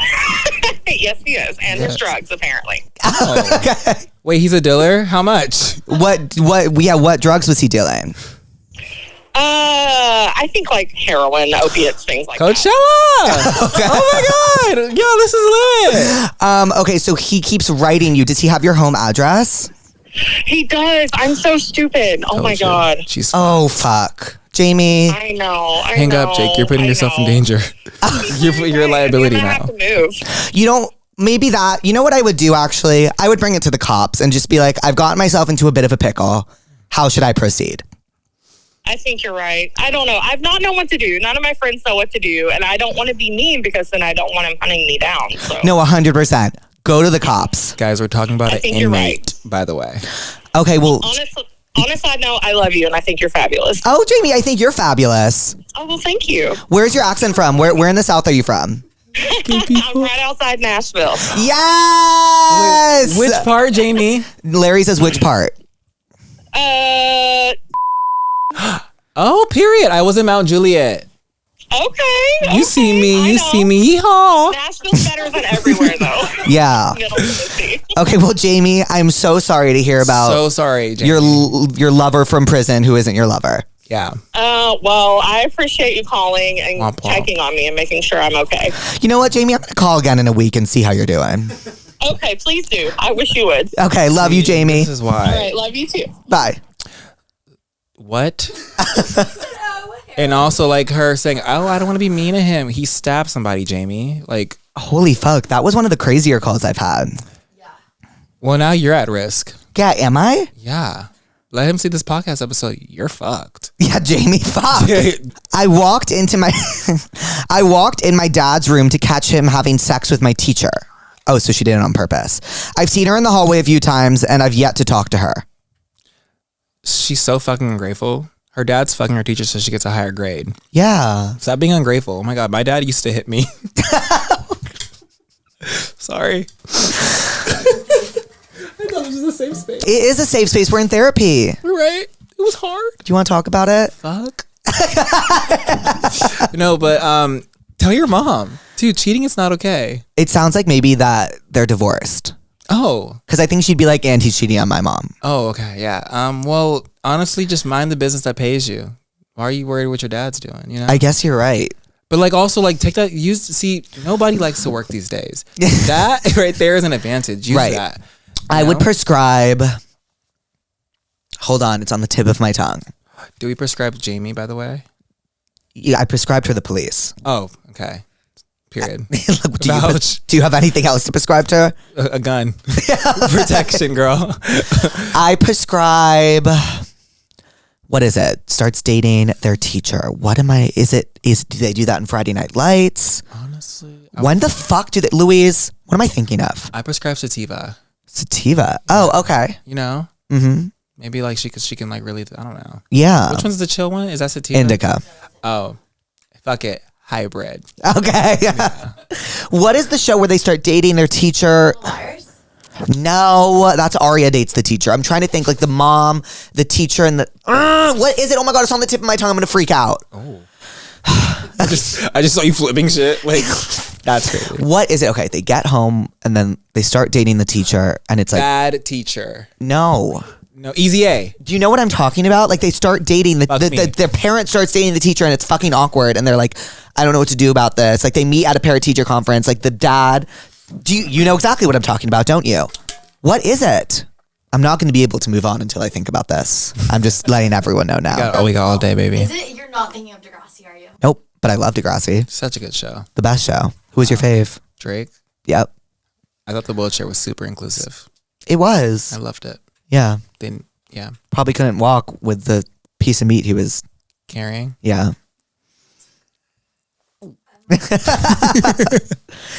Do you know exactly what I'm talking about though, right? Yeah, but I'm on it. You wanna open your phone and try Google, maybe. I'm gonna prescribe whatever I'm thinking of. Okay, and I'll prescribe indica. It's hybrid. Hybrid. Yeah. Okay. Fuck, dude. Yeah, that was hard. I met a guy at a bar and we really hit it off. I went home with him and one thing led to another. I left that morning and we haven't talked since. 3 months later, I see this guy at a family reunion. What the hell? I'm really hoping he's someone's date, but we both gave each other a weird look. So this could possibly be her cousin. Yeah. I've been here before. Okay. Have you actually? Mm-hmm. Okay. Yeah. Yeah. Mm-hmm. Vegas. Mm-hmm. I'm going to say, do we prescribe or do we give our input on this? But both. Both? Okay. My input is you definitely were probably fucking your cousin, and that's okay. It happens. Right? Okay. It Right. happens. It happens. Oh, I know what happens in your family. I would prescribe, I don't know. This is a really tricky situation. This is like a big headache. So I'll prescribe Tylenol. Okay. You know? You're prescribing like real meds. Yeah. Wait, is that not what we're supposed to do? No, it is. I prescribe Mean Girls because in Mean Girls, Karen thinks her cousin is hot. Okay. Okay. Okay, Like they're at a subscribed. party and then Gretchen Wiener's just like, Karen, that's your cousin. Oh wow. So like you didn't know, it's not your fault. It's a little awkward. It's actually super awkward, but like I watch Mean Girls, you'll feel better about yourself. Exactly what he said times 2. And maybe Clueless as well. I'm pretty sure she like fucks her stepbrother. What? You've never seen Clueless? Yeah, but she fucks her what? Paul Rudd, isn't that her stepbrother? Wow, I'm really like lacking in the pop culture world. What have you been watching lately? Like mental health videos. Really? It's really dark. No TV, nothing? I know actually. Oh my god, have you seen Avatar yet? No. So good. Is it? It's really good. Really? I feel like Yeah. they've made 10 different remakes of Avatar and Yeah, the other one was ghetto as hell, but this one just really hit different. really? Yeah.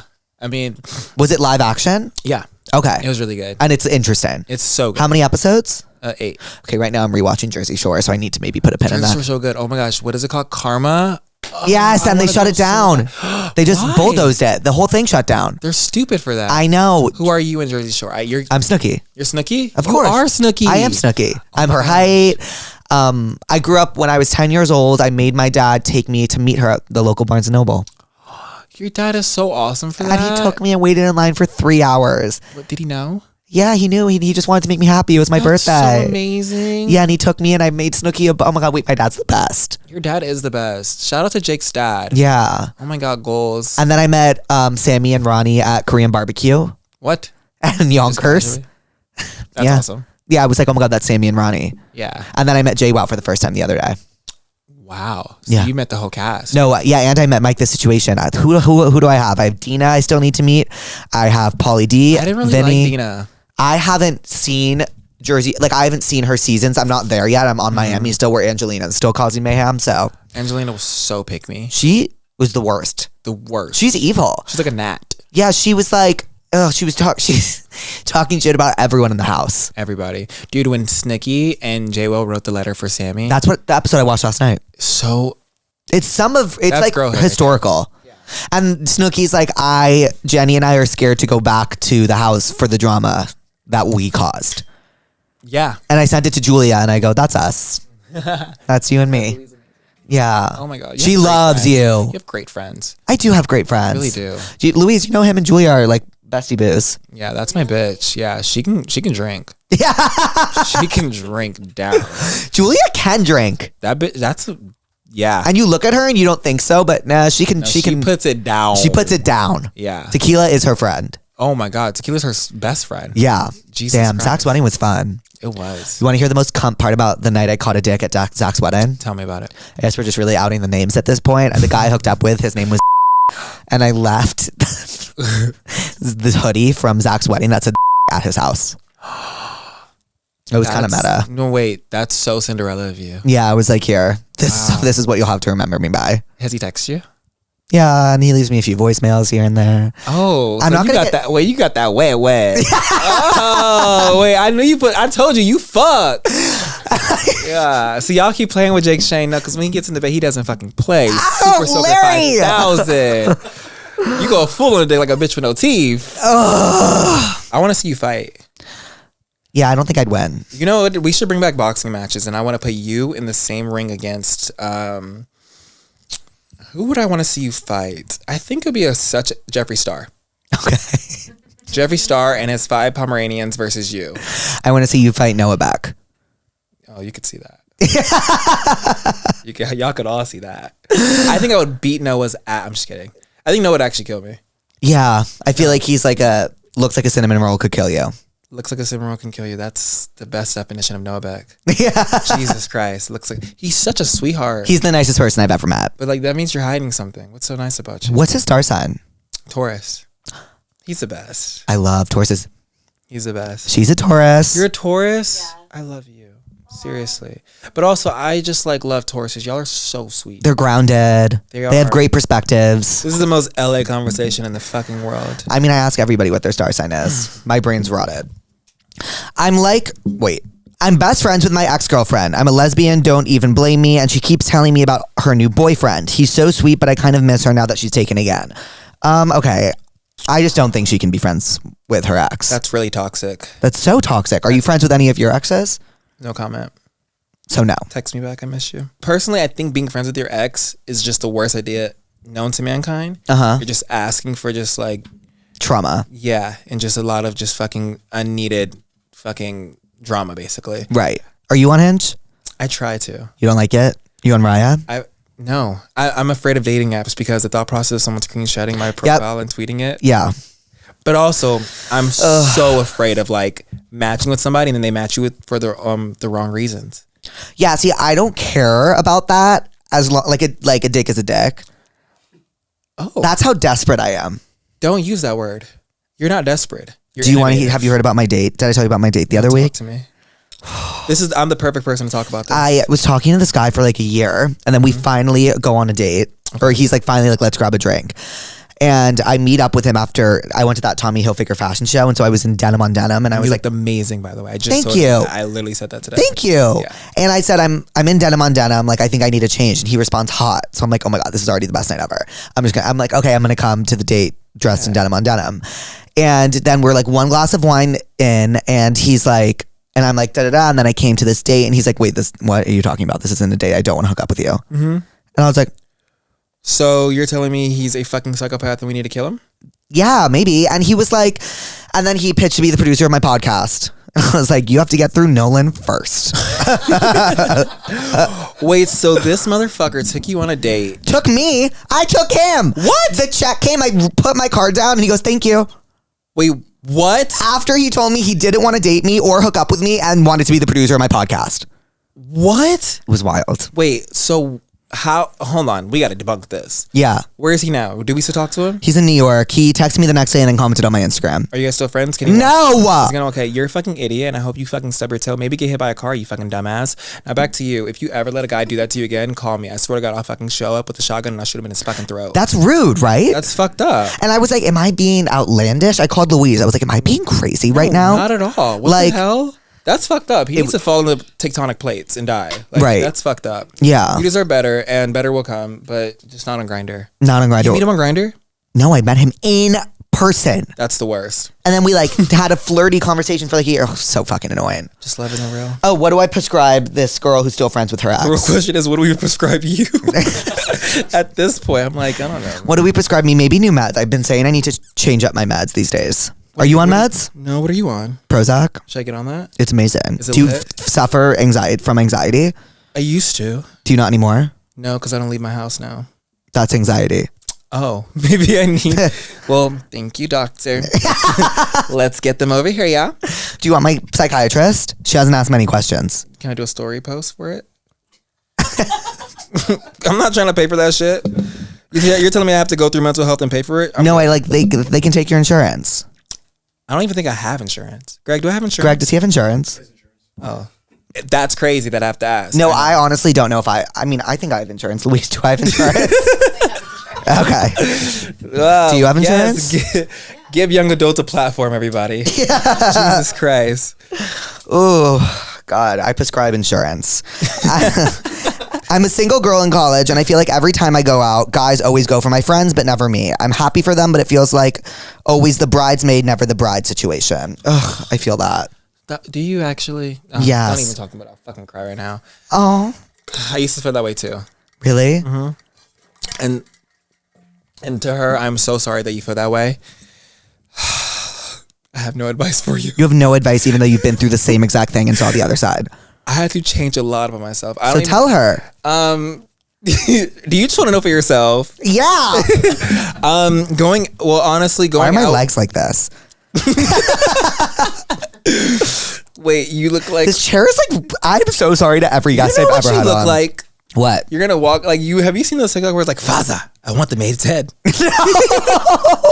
You look like that kid that would be like, you'll yank onto your dad's sweater and be like, Faza, I want the maid's head removed. Wait, what is this? Anyways, back to this conversation. So I want to hear your feelings on this, so then I can give her some input. When you go out, do you feel as though like the duff of the friend group? Like, it's different because all my friends are girls. Okay. Which you can never compare to, by the way. Right. So it's like I can't really compare. I just started hanging out with my 2 gay friends. Mm-hmm. I finally have like some gay friends. So I haven't really experienced it yet, but I'm sure I will experience it because they're considerably more attractive than I am. It's just objective. Yeah. And I think I don't know. I don't know how I would probably get really upset. But the thing I would do is like maybe reevaluate the reasons why you're going out. Yeah, thank you. Okay, you answered it yourself. Right? Like I would reevaluate. Like you're not going to meet the love of your life in a bar. Exactly. I mean, maybe you will, but like the last time I thought I did, we went on a date and he told me it wasn't a date. See? And So I'm glad you answered that question yourself. and like also I feel like one night stands or drunk hookups seem so much better like from far away than they are in person. Because then you're like, oh, why did I do that? Yeah. Well, I am sorry that you have to feel that way. That's honestly, I know that feeling and it's terrible. It's terrible. It's terrible, but I definitely think going out with your friends and just kind of changing your motive on going out. If you're going out with the purpose to hook up with people, then your chances of getting let down are high. Right. And also the chances of getting your feelings hurt are also higher. Also, can I say something horrible? What's up? People can smell desperation and insecurity from a mile away, like a dog that sniffs drugs. That is true. That was a good one. It's true. You can It's true. smell it. Yeah. It's like how I can smell, like what was I saying the other day that I was like, I can read, was like a mean girl. Like I can smell it from a mile away. Easily. You can Like easily it's the find same your- shit. People wear their emotions on their sleeves, including you, even if you don't realize it. Yeah. So sometimes you really just have to fake it until you make it. And I know that's horrible to hear, but that's just the only thing It's I can horrible to say. hear, but it's the honest truth. And I think the internet is so full of sugarcoating things where people can feel better about themselves and just comfort themselves with like hearing stuff like, oh, blah, blah. But I genuinely think faking it till you make it because that's what I did. Right. And growing up and being the ugly friend and only being known as a funny friend was the most traumatic thing It's in my entire the most life. traumatic thing of all time. And I deal with it now where like now I still see my younger self. So when guys do flirt with me in person, I turn them down because I'm like, why are you into me? There's Right. no way you're actually into me. Or you're going to make fun of me later. This isn't real. Exactly. Yeah. So it's kind of one of those things where you have to like find comfort within yourself before you start. You know, you can't really point the finger at anybody else. You have to just find internal beauty within yourself, and then you're going to be able to be like, I can go out with my friends and have a good time, and not be Right. like the ugly dumb friend because that's where I'm at now. Right. You know, now that I'm subjectively attractive to some people, Yeah. it's still like I have that battle with myself of going out and being like, okay, like, does he really think I'm cute or is he just fucking Right. leading me on? Like, you know, Right. So Right. No, I agree. luck. I think I prescribed to her. good fucking luck. I think I prescribed to her Self-love. self-love. What's like a movie or a TV show about that? Like the awkward girl that. I'm gonna prescribe. Maybe the film The Duff. Good like- one. Ugly Betty. Ugly Betty. Or the episode of, actually, never mind. I was going to say Victoria's Freak to Freak Out, but she was bomb and pretty as fuck before that. So never Right. Okay. But then just because I'm gonna prescribe self-love. Yeah. That's how far we're gonna We're get going to with call that. it that. Jake, help. I've been dating my boyfriend for 7 months now recently. He's been lying about dumb, irrelevant stuff, I think, just to get a reaction out of me. We had a talk about it this morning, but I'm honestly really frustrated still. I feel like he hasn't been putting in as much effort as he used to lately. I don't want to end things with him, but I know I don't deserve this. Okay, it sounds like you must end things with him because she just spiraled about 2 different, completely unrelated things in the same tell me what's wrong. And she's just like freaking out because she feels that the end is near. So you know what I'm going to prescribe to you? What's that song by Phoebe Bridgers? Is it The End is Near? The End is Here by Phoebe Bridgers. That's a song, right? Yeah, it is. I'm going to prescribe to you The End is Here by Phoebe Bridgers. That's not the song name. I'm going to prescribe. Yeah, it is, for sure. I'm going to prescribe to you I Know the End by Phoebe Bridgers because that's about the end of the world and it sounds like your relationship is also headed in that direction. Larry? What happened? Got it.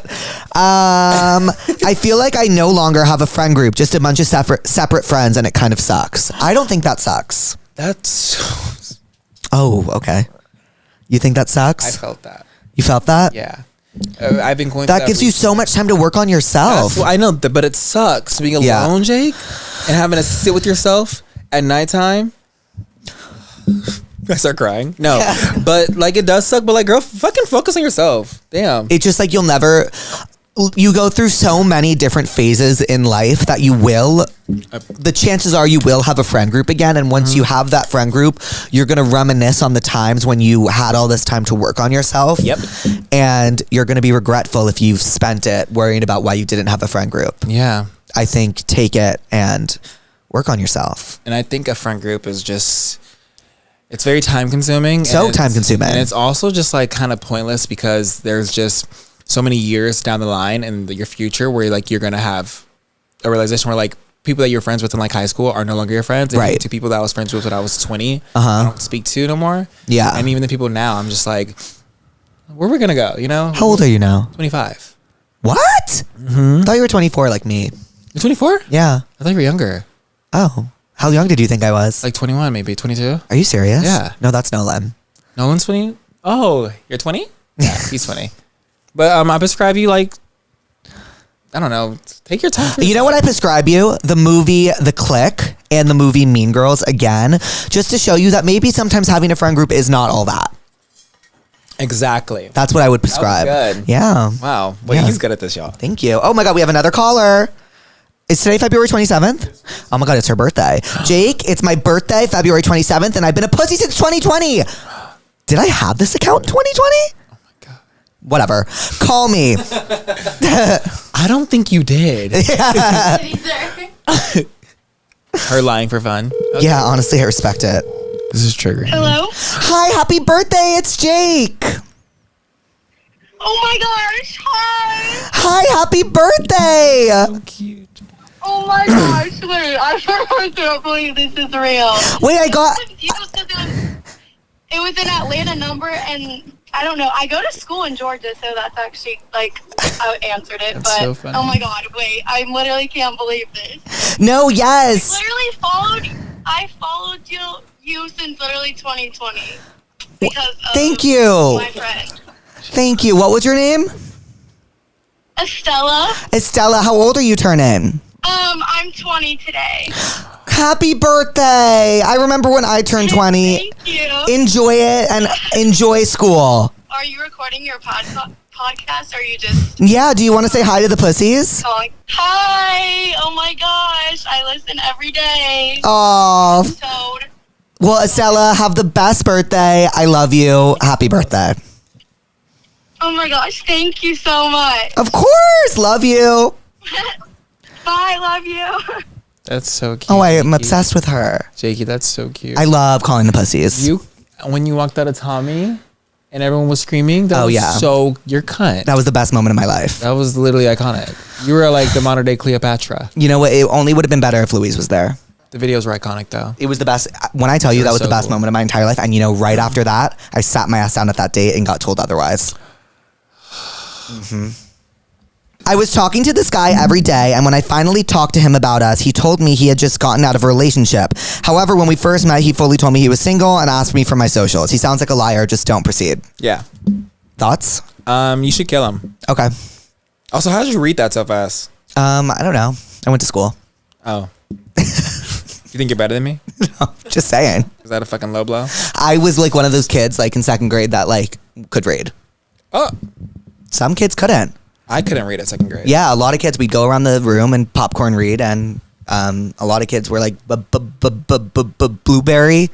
Like, That gave me trauma. You were a bully. no, I wasn't. But that's how I read now, bitch. Damn. This is funny. Like this, I don't know what to give advice to this girl, but like this is funny. me hear. I once accidentally took a laxative on the plane ride instead of a Benadryl. I shit myself on the plane and I couldn't get up since I was in the window seat. Did you confess that? Me? Is that you? Oh, I wish.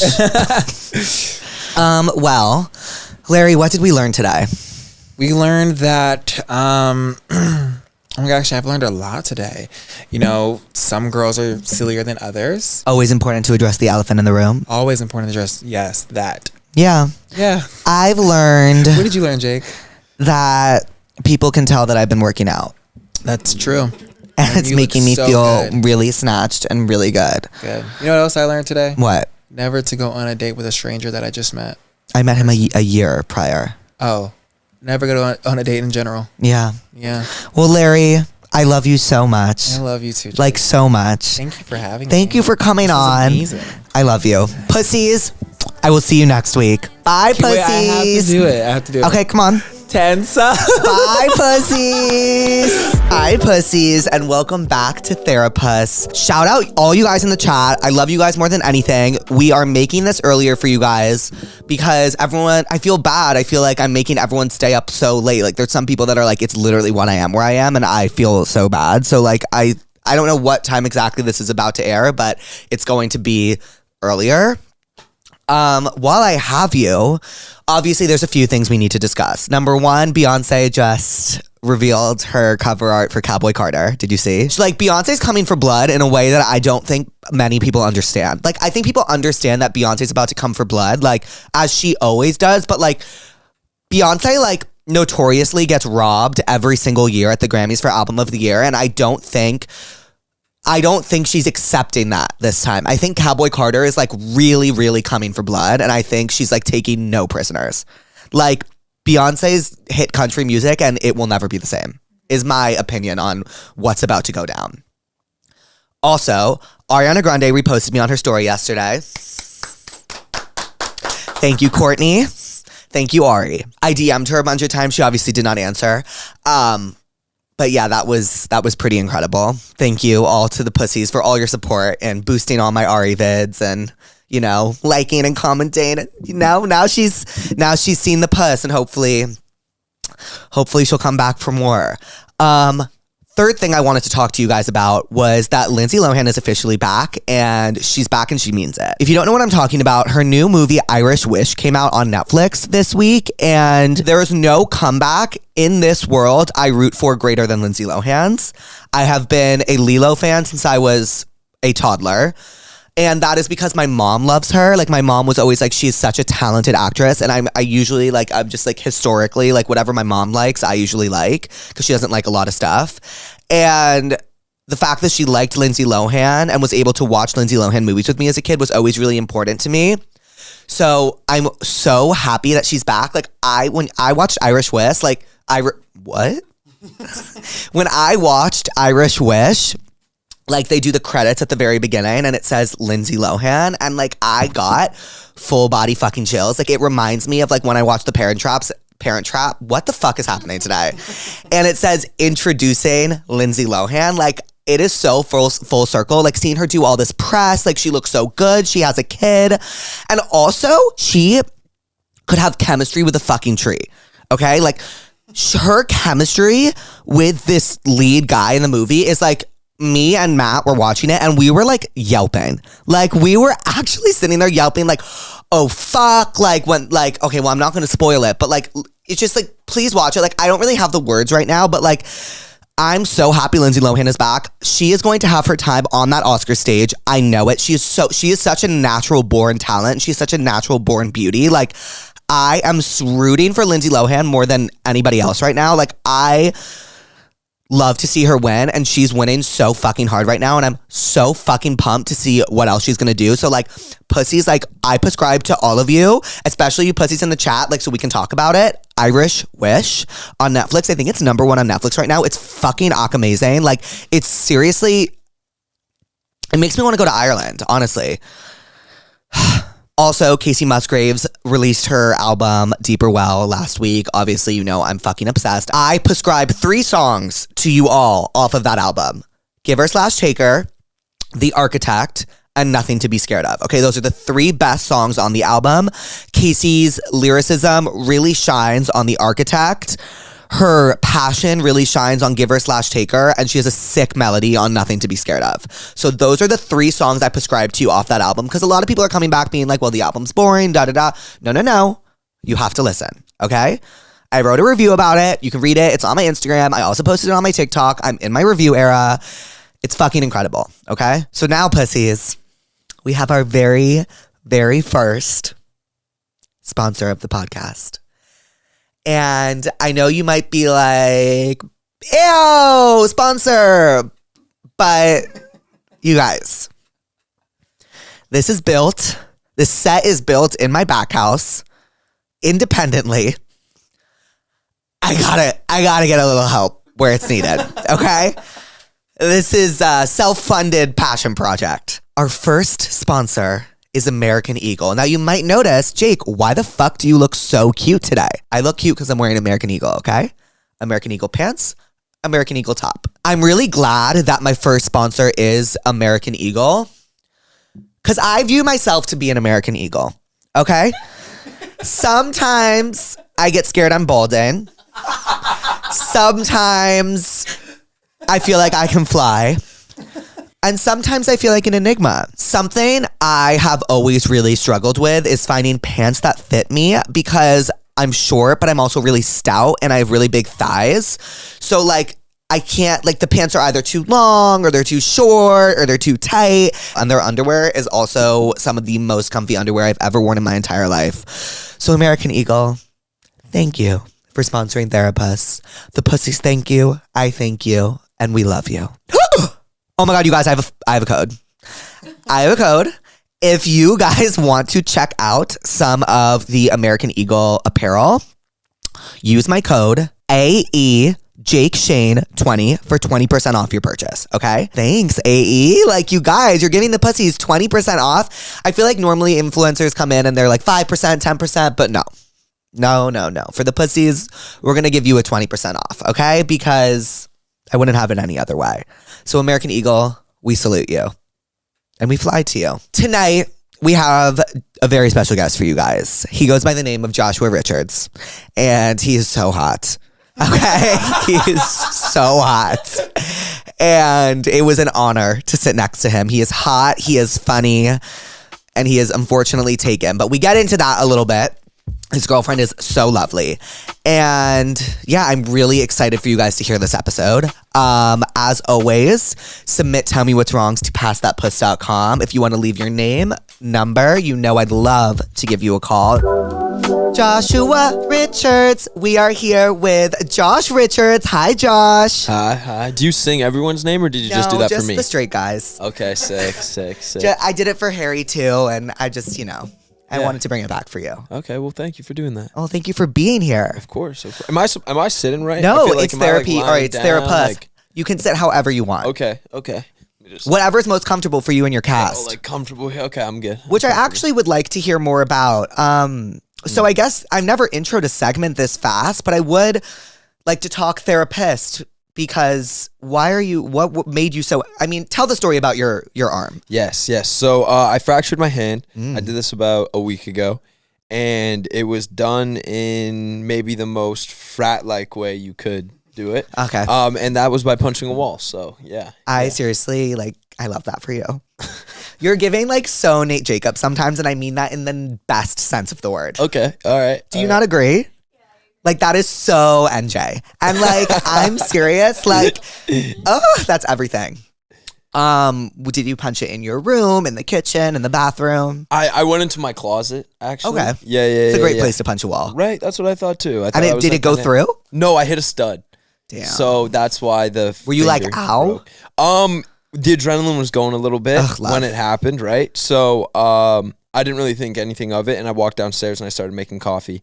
And when I was making the coffee, I just was like, oh, my finger's not feeling great. And I've broken a couple bones. I just came off a broken ankle and heel from kicking a wall, actually. Damn, I think I'm in love. No, I'm kidding. I didn't kick a wall. Oh. I fell. I fell while playing volleyball and landed on it weird. You play volleyball? Yeah. Oh, yeah. okay, continue. So yeah, I just kind of was like, this doesn't feel right. It's definitely broken. I've broken some bones and I know how it feels, and went to the doctors and they're like, yeah, it's broken. Where was Gabby during all this? I think Gabby was with my sister during this. I love Gabby. Gabby, I love you. She actually told me that when I was when I was leaving to come to this podcast, she was like, you need to express my love. No, me and Josh's girlfriend, Gabby, get along so weirdly well. Yeah. We really well. bonded. I don't even know where we met or how we met, but I really love her. You guys didn't meet for the first time at the Aloe thing? Yeah, No, we met multiple times before that. Okay. I think maybe the Spotify thing is where we met. That would have made sense. And then I saw her again, and then I saw her again. Yeah, it's like a bunch of little meetings. Yeah. But you guys need to really just We kick it need to one hang time. out. Yeah. I love her. Where did we first meet? Can? Yeah, it was. No way. It was Can. Did I tell you about how I lost my luggage? You did tell me that. Yeah. That was crazy. What would you have done if you were in my situation? Would you have still gone on the trip? I think I would have. I would have just been doing a lot of daily purchasing outfits. That is so Nate Jacobs. That's what I'm saying. That's what I'm saying. Yeah, I did do, but I was too fat because the French are so skinny. I was too fat for anything. And so I had a mental breakdown when I was actually shopping for my outfits because nothing fit me and my breasts just really showed through everything that I wore. Huh. I feel like you're not big at all. Thank you. I appreciate You're that. like a skinny king, you know? Stop it. Yeah, I think you so. serious? Yeah, I think you look fit. Like you would describe me as skinny? Yeah, 100%. Like if someone was like Jake, you'd be like, because I'd be like skinny some people legend. like to describe me as like stout, that I have a really big chest, like boobs. Who doesn't like big boobs? Some people. Really? I think when men are looking for other men, maybe they're not looking for like breasts in their face. Oh, okay. Yeah, I'm not usually in that like No, of lane, course so not. I guess I wouldn't, Yeah. understand that. But I'm always looking for big boobs. Oh, So. well, love that for you. I'd like to donate mine if possible. Oh, So. okay. Oh my God. Well, what am I therapist about this week? Oh, so much. I had a mental breakdown yesterday. What's your star sign? Aquarius. So you. That makes so much sense. You don't think so? I just love how everything I've said has been so me or Nate Jacobs. Yeah. I love it. I love it. Because it is so you and it's so NJ. But seriously, Aquariuses are like so fun. They love a party. Do you like a party? I love a party. That is so I love fun. throwing a party more Really? than I think going to other people's parties. Ooh, what's your favorite party you've ever thrown? I would say there's like 3 that I would say come to mind. There was one that we did for my 21st birthday that I thought was just a really good time, and it was at Harriet's and it was at the rooftop. I've been to a birthday party at Harriet's on Harriet's the rooftop. is great. It's It was really a fun vibe. and it's like you can have a good amount of people, but it still feels kind of like an intimate party, which I liked. And then honestly, I gotta go with this year's birthday too was a lot of fun. I like the casino vibe. I think everyone had a lot of fun being able to come in, get like $1,000 in chips, and then you're getting to drink, dance, Wait, they and actually gamble. gambled? Yeah, so we had like a poker table, we had blackjack, we had craps, we had a bunch of different games that you could go out and play. So everyone's gambling, and then we gave away a cash prize at the end of the night for That is whoever had the so most. So fucking fun. yeah, it was really Who won? really cool. It was a random girl. I didn't even know her. I definitely wasn't the one that invited her to the party, Yeah. but someone did. And yeah, she walked away with some cash. So How much? she walked away with like $2,500. Shut the fuck up. Yeah. Damn. Yeah, it's like going to go party all night and then also make $2,500 is a great time. That's fucking amazing. That's a really good idea for a birthday party. I liked it. The casino vibe was cool. Damn. What am I pissed about? How did we get to parties? You asked about my star sign. I said I was Aquarius. Aquarius. and then Can you you're guess mine? Aquarius like to party. I'm not good with star signs. What's Gabby's birthday? June 18th. Okay, so she's a Cancer. Yeah. No, is that No. a Gemini? Gemini? Is she a fun time, like a fun party too? Yeah. Yeah, She's Geminis are one of those fun. people that can kind of like have fun doing anything. Yeah, Gemini. That's so okay. Gemini. Okay. Are Gemini and Aquarius meant like to cross? Like, are they compatible with each that's other? so or no? above my pay grade. I don't know. The only Okay. ones I know that are like directly related to me, like I know Leos and Scorpios like should not be together, but like they are always. Okay. I need to do some research. Also like a Pisces and an Aries. Okay. Well, how's your day going aside from your fractured wrist? Day pretty good. Was just in Austin. How was that? It was good. We were You're at the always South at by. those. You're always at those businessy events. Yeah. It was good. We did a really cool activation for Fallout. So that I show's saw coming that. out. So, I didn't. yeah, did we're gonna- CrossCheck produce Fallout? No, we were just doing like a trailer ad. So Cool. we did like a cool little video for that. That's gonna be coming out soon. It might be out by the time this podcast is out. And then so we went down with Amazon. Our production company has a first look with Prime Video in the unscripted department. So we were out there talking with them. And then I had a pickleball tournament I also was playing in. So I had to go do all that. You're like such a business person. Do you remember that's the first thing I said to you? Yeah. That you know that was the first thing I ever said to him. I was like, wait, you're like really smart. You did say that. I Yeah. was like, I'm like I was like drunk off my ass and can Yeah. like going crazy. I was like, wait, one of the things I admire most about you is how smart you are. He was like, thank you. But speaking of cross-check, I wanted to talk about Read the Room, which if you guys don't know is Josh, or how would you describe it? Yeah, I would describe it as a sketch comedy show that we were really trying to find a way to merge the gap between traditional and social media. I think it's a world that's, becoming one, like they're just mixing. They're becoming closer and closer and kind of harder to separate. So with that, wanted to be able to produce some high quality content that isn't just in like the 15-second lane. Right. It's, in that minute, 2 minute, 3-4 minute area, and then have full episodes out on YouTube. So yeah. Yeah, no, it's really, really funny. You guys should you guys should check it out. But I did mean to ask, so what, because we were talking about this right before, but then I was like, wait, let's stop because I want to talk about it for the PE pod. And I'm just wondering, so like, do you write it yourself? Do you write it with your friends, a team? How does that work? Yeah, so we have a whole team that's on it. For the writing process, we brought in 3 writers, and then I'm in that room as well. So Xavier, Jared, and Chris, they're the 3 guys that come on and help Chris, with, manager Chris? No, Chris Reinecker is his name. Got it. Jared Popkin and Xavier Phillips. So, those guys were amazing. They came on and really helped bring kind of my vision to life in the writing process.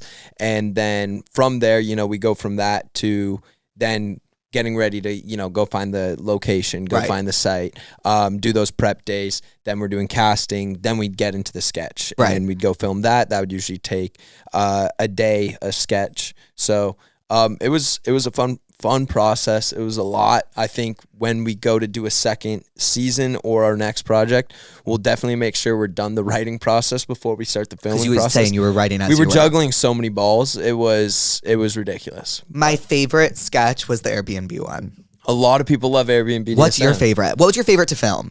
I think Airbnb DSM was So definitely one of the favorites to fucking funny. film. I think having just a bunch of my friends in that sketch helped. Yeah. We actually filmed that sketch twice too. Because Really? We had. Do you know who B Huncho is? Blake Hooker. Yes. So he was originally the 4th guy. In Wait, that I don't know who sketch. that is. You don't know who that don't is. know You who just that- lied. Yeah. I do that sometimes too. I started to panic. I'm Who not is even that? gonna like hold you accountable for that because I do that all the time. Someone will ask me if I know. I just something. panicked. Yeah. I just panicked. I get that. He's a social media influencer. Got it. He does like comedy skits on TikTok, and they're hilarious. I do comedy skits too, so. Yeah, so you guys would get along. You guys would get along. Yeah. But he was originally in it. The entire card got corrupt, so all the file got lost. We had to go and film the entire day all over again. Sadly, couldn't be in that. How did you second react when one, that happened? It was disappointing. Because, like, let me tell you something. I would have punched a wall. Yeah, see, that would have been a response. Actually, I would have killed myself. Oh wow. Yeah. Anywho, what did you do? I didn't kill myself. I'm still here. Yes, you're here standing. Yeah, it was kind of just like, okay, we gotta film another day. There was like no like, we couldn't sit around and kind of get upset about it. We were moving so quickly. We were trying to get all this stuff out by the date we were saying we were going to release it. So, it was kind of just you got to roll with the punches kind of thing. Damn. That is so Aquarius of you. Sorry, I lied again. I don't know if that's true. But that is so honestly inspiring. And I think I need to take that as advice because can you imagine if that happened to me? Yeah, I want you to really absorb this. I am. Josh is good at business. That's what I've been saying. Ugh. Anywho, have you heard Ariana Grande's new album? I haven't. Are you a big Ariana Grande guy? Like, I wouldn't describe me as like the number one Arianator, but like this album has definitely tapped into whatever part of my brain obsesses over her. Is that the fan base name? Yeah. Arianator? There's Arianators. There's Little Monsters. There's it's Little- Katy Cats. Little Monsters is for Lady Gaga. Yes, though, right? Josh. Yeah, I know. Because Dave's a And monster. who do you think Dave's a little monster? Oh, he's a little monster. He's like really in tune with the stands. Yeah. It's 100%. wild. He's also a Swiftie. Big Swiftie. Do you know what the Katy Cats are? Katy Perry's? Yes. Yeah. Okay, wait.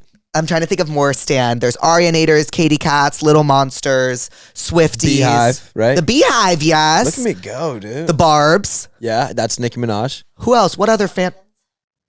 The Munchkins? Munchkins? That's Ice Spice's fan base. Is it? Yeah. The Munchkins. That makes sense. Yeah. Munch. Yeah. The Yeah, Munchkins. Yeah, okay. I think that's the case, right? And then who else is there's Believers. oh the Believers. Believers, obviously. Oh, Selenators. Selena Gomez. Yes. Nice. That's Gabby. She's one of She's those. she's a Selenator. Big time. Yeah, so Big was my friend time. Julia. Have you met Julia? Julia. Yeah, I don't know if you met her. She's my best friend. Like I said, I'm bad with names. No, that's totally okay. But she's a big Selinator. Okay. What else is there? Stan Twitter. That's all that I can name off the top of my head. Yeah, I don't got any more in the bank. I just know the Beehive, the Barbs, and the Swifties are the scariest. But you know, the Arianators are also low-key scary. Yeah, I don't think you want to cross any of them. No, I'll probably take this out, honestly. We don't even want to speak on their name. I don't even want to Even speak if on we're their not name. saying anything bad. Yeah. You just don't want to bring it up. Yeah, it's like, have you ever seen Divergent? Yeah. It's like the different factions. Okay. That's what Stan Twitter is, and like all the factions really need to live in peace. Huh. I kind of take it as like, you know, you can't say Voldemort in the Harry Potter world. You can't? No, well, you're not supposed to. Do they? They sometimes do. Okay. But it's like you're not supposed to like say his name because, you know, then he can like hear you or whatever. That's how I feel about naming some of these fan bases. You just don't want to even bring them up. You just don't want yeah. to bring that into your life. Because it's all peace and love to all of them. Yeah, it's always peace and love. Always peace and love, especially to the Barbs who scare me the most. Mm-hmm. They'll They'll vandalize dox your you. mom's grave, dog. Yeah. Like they're crazy. Yeah, I heard about that. They're nuts. Ooh. My God. Well, In a good way. Nuts in a good way. I love nuts. kind of. Trail mix is great. Mm-hmm. Anyways, let's go to the next thing. What? What were we even talking about? Did I say what I was pissed off about? I don't think you did. You just kept saying you had something you were pissed off about. You had a mental breakdown. I had a mental breakdown. I forget what it was about, honestly. It was really, really bad, though. Do you ever have mental breakdowns? Well, obviously. Yeah. I mean, I think everyone does, you know? Yeah. I think people just handle them differently. Yeah. Some You punch a people wall. Punch walls. I scream. Some people scream. I I'm scream. not much of a screamer. Actually, you know what I do? I shit talk. Okay. That's how I get really aggressive into the shit talking, and that's how I get my anger out. Yeah, you're venting. Yeah, I vent. That's a good thing. to Great. do. Let's rebrand that. I vent. Yeah. Well, let's get into the tell me what's wrongs. And do you know what the tell me what wrongs are? Whoa. Do you know what the tell me what's wrongs are? What? I'm sorry. It's okay. Do I have a speech impediment? No, you might be having a stroke, but You know, my dad texted me that people who smoke a lot are likely to have strokes, and he sent me that while I was smoking. what a way to give you an anxiety attack. Yeah, and I finished the joint. Right mid-smoke? Yeah, how gnarly is that? Whew. How gnarly is that? You don't want to hear that to start off a little sesh. No. Well, do Not you at know all. what the tell me what's wrongs are? No. Okay. So the pussies write in, and they basically tell us what's wrong. Yeah. And then we prescribe them a remedy. Okay. And you know about like the puss and stuff, right? Yeah. Like the vagina? No, Joshua. Oh. Octopus, Joshua. No, I like your fan base and everything. Yes, the of pussies. Of course. Yes. Tense up. They are the pussies Okay. for octopus. Get Keegling. So they write in and they tell us what's wrong. And Okay. we prescribe them a remedy. Okay. Prescribe, not prescribe. I saw you were doing that. I thought maybe that was a speech impediment thing that was dragging on from earlier, but no, it wasn't. It was No, it wasn't. Play on words. It's a play on the little words. pun. We I have love it. Therapist, or I guess that isn't a play on puss. Therapuss. Therapus, pass that puss, the pussies, prescribe. Aquaripus. Oh, this is Aquaripus. Okay. Oh, this is Passandra. Why is she called that? Shut up, Passandra. Passandra has a big crush on you, but she didn't want me to tell you. Oh shit, Cassandra. Hey, she got like what, 8 tentacles? We can get down to business. Yeah. Passandra, stop. Oh my God, she's so, stop it. Do you want to sit with Josh? Okay, here you go. Get over here. All right. All right, let's get into it. Oh my God, Passandra's like freaking out. Okay. My long-term boyfriend watches porn excessively, and it really bothers me. After extensive conversations about it, I caught him paying for OnlyFans behind my back. Ooh. It affects our sex life, and I feel like I've been betrayed. I get it. Am I overreacting, or are my feelings valid? Ooh, let's hear it from you. All right. I think subscribing to an OnlyFans is a whole different level of porn. I totally agree. That's a whole different level. It's not mindless porn. You're prescribing. That's like you're like you got to think, you know, and you're like, it's just more personal. It's a little more personal. You can message them. Yeah, that's weird. That's whack. So no overreaction there. And I also think no matter what, if porn's affecting the sex life in the relationship, then it's come too far. I couldn't agree more. See what I did there? Come too far. Oh, that was amazing. Thank you. That was amazing. Read the room. Yeah. No, but I just think, if it's gonna affect your sex life, then stop watching porn so you're horny and can pleasure your woman. You heard it here. You heard it here first, you guys. But I agree. I think you're so valid. She's so valid. I'd be so fucking pissed 100%. off. I think though a once in a while porn, like you can't really get mad about. But since he's watching this excessively, I'd be like, am I not good enough? Like I definitely understand that. Yeah, if it's like in the addiction territory, it's. Was it porn? But you just. Yeah, was that the like Brazzers startup right there? Yeah, it sounded like it. All right. But yeah, I would prescribe like, you know those Jesus freaks who like ban porn? Yes. I would prescribe maybe like following one Are of you just them. talking about Mormons? Oh, well, just do. Ooh. Mormons do not watch porn. You know what's so funny? Utah has porn banned. Do they really? You can't even look up porn in Utah. Are you serious? Yeah. If I went on Wi-Fi in There's Utah, servers that like you will not be able to get on porn. are you serious? I'm so dead ass. Wait, that's so wrong. Well, they look at it as that's right. Is it a Mormon state? You can't order alcohol there without any food either. Like you can't just go to a bar and get a drink. You would have to get food. At least that was my experience in Utah. When did you go to Utah? I went there like a couple months ago. For what? It was why am I? It was Sundance. Sundance. Yeah. Wait, I'm gagged. Also, have you ever noticed that the different religions in the world are kind of like stand bases? Yeah. Except we worship pop stars and they worship like Jesus. Like they idolize someone. Yeah. Yeah. Yeah. It's all the same thing. It is very similar. Watch it in 200 years. Stand bases like you'll be like, oh, I'm going to church, and like you're gonna go to church and just listen to Taylor Swift, like sing about Joe Alwyn. Okay. Yeah. Maybe. They're all the same shit. I like how you're less afraid to go after religion than you are to go after stands of pop artists. Yeah. Are you kidding? That's just what a world we're in. Because what's a Christian gonna do? Tell me I'm going to hell? Yeah, probably. Yeah, and you know what a Barb is gonna do? Dox my house. Yeah, that's true. That's true. Dox my house. That's true. That's That's the difference. They will vandalize your mother's grave, and if she's still alive, they'll just vandalize her. Her. Yeah. They'll call her stands no bounds. No. But like I get it. Like I would consider myself part of the I'm a fucking Swiftie through and through. I bleed Swiftie. I see the Taylor Swift Eras tour. Like I'm a Swiftie. That is the stand base that I would really attach myself to. Like that is the God I worship is Taylor Swift. But you know, I do like to dabble in different religions and different stand bases sometimes. Like right now I'm really getting down with the Arianators. Yeah. And it's really fun. Okay. Is Gabby a Swiftie?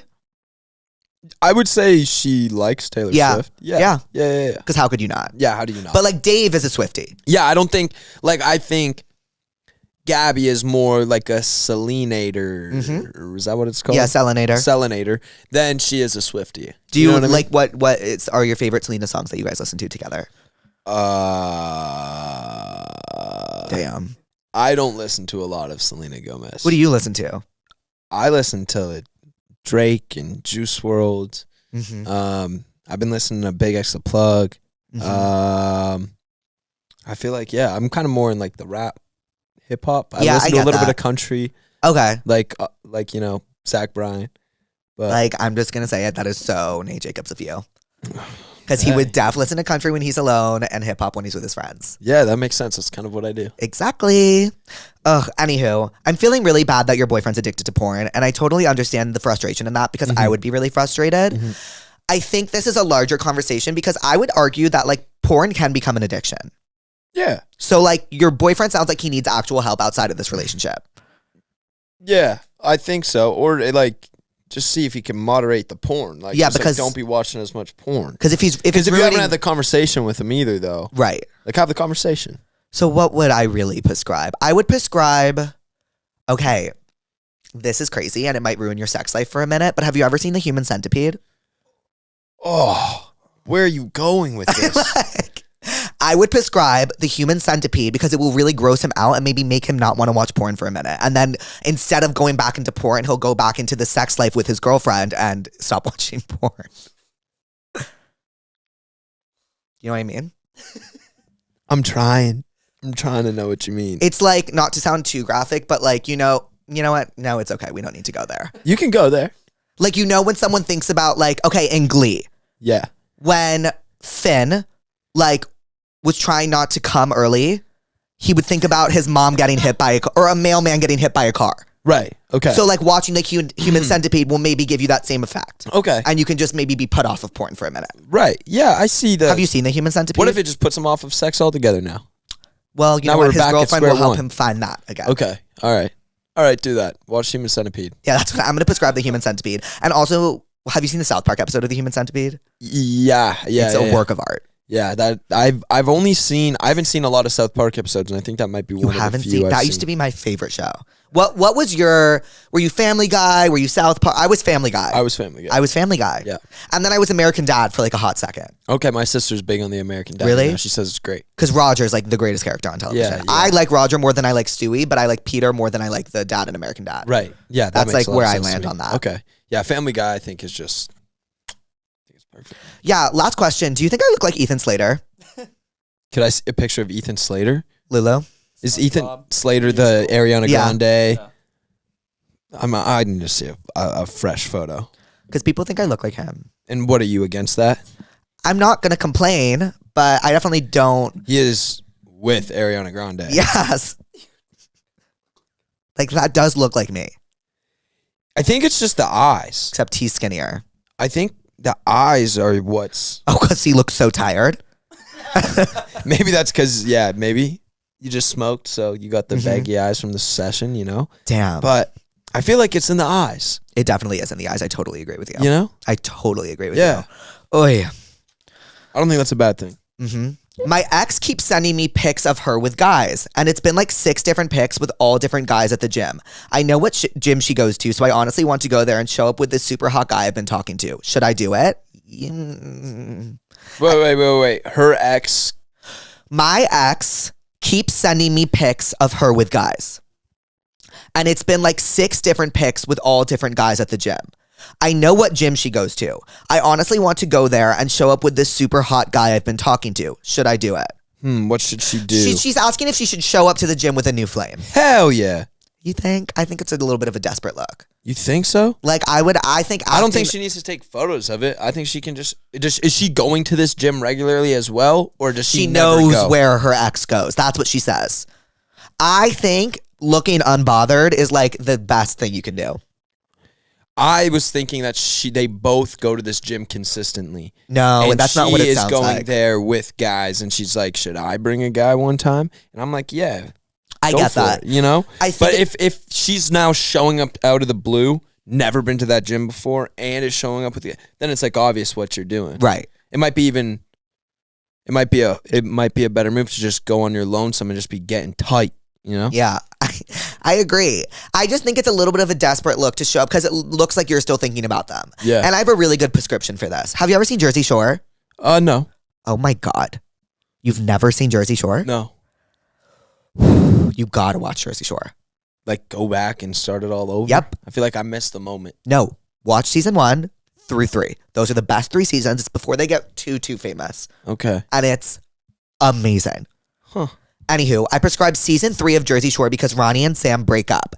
And when they break up, Ronnie like starts calling girls and Sam starts like trying to get guys at the club. And it's obvious that they're both doing it to get back at each other. It's just like an obvious look. It's obvious that It's like they're desperation. yeah, it's a little desperate. Okay. So that's what I would argue. I would say watch Jersey Shore, and if you're still convinced you should do that, listen to Josh and show up with a different guy.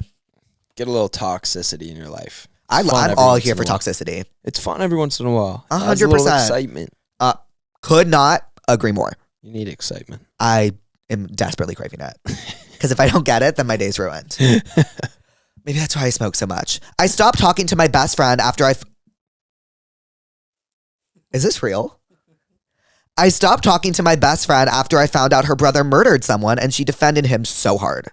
And even went to the club the night he got arrested. She has been there for me for a long time, but I don't understand how she can defend him when he is literally a murderer. I don't. Okay.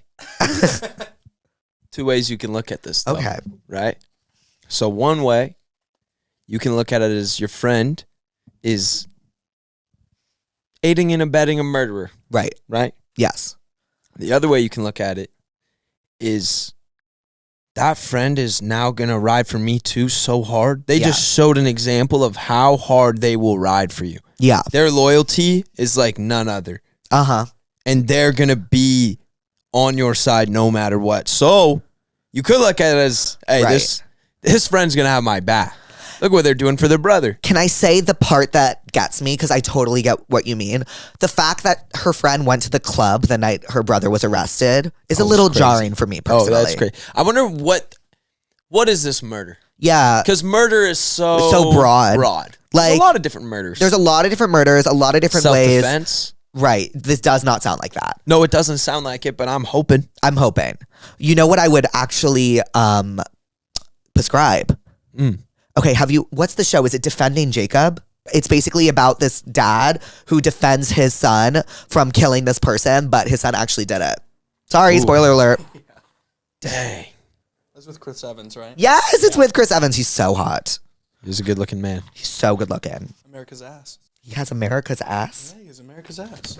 Are you a big Marvel guy? I do really. I dabble enjoy in Marvel. I just think that it's just fallen so hard. And Since Endgame. And it's been really tough.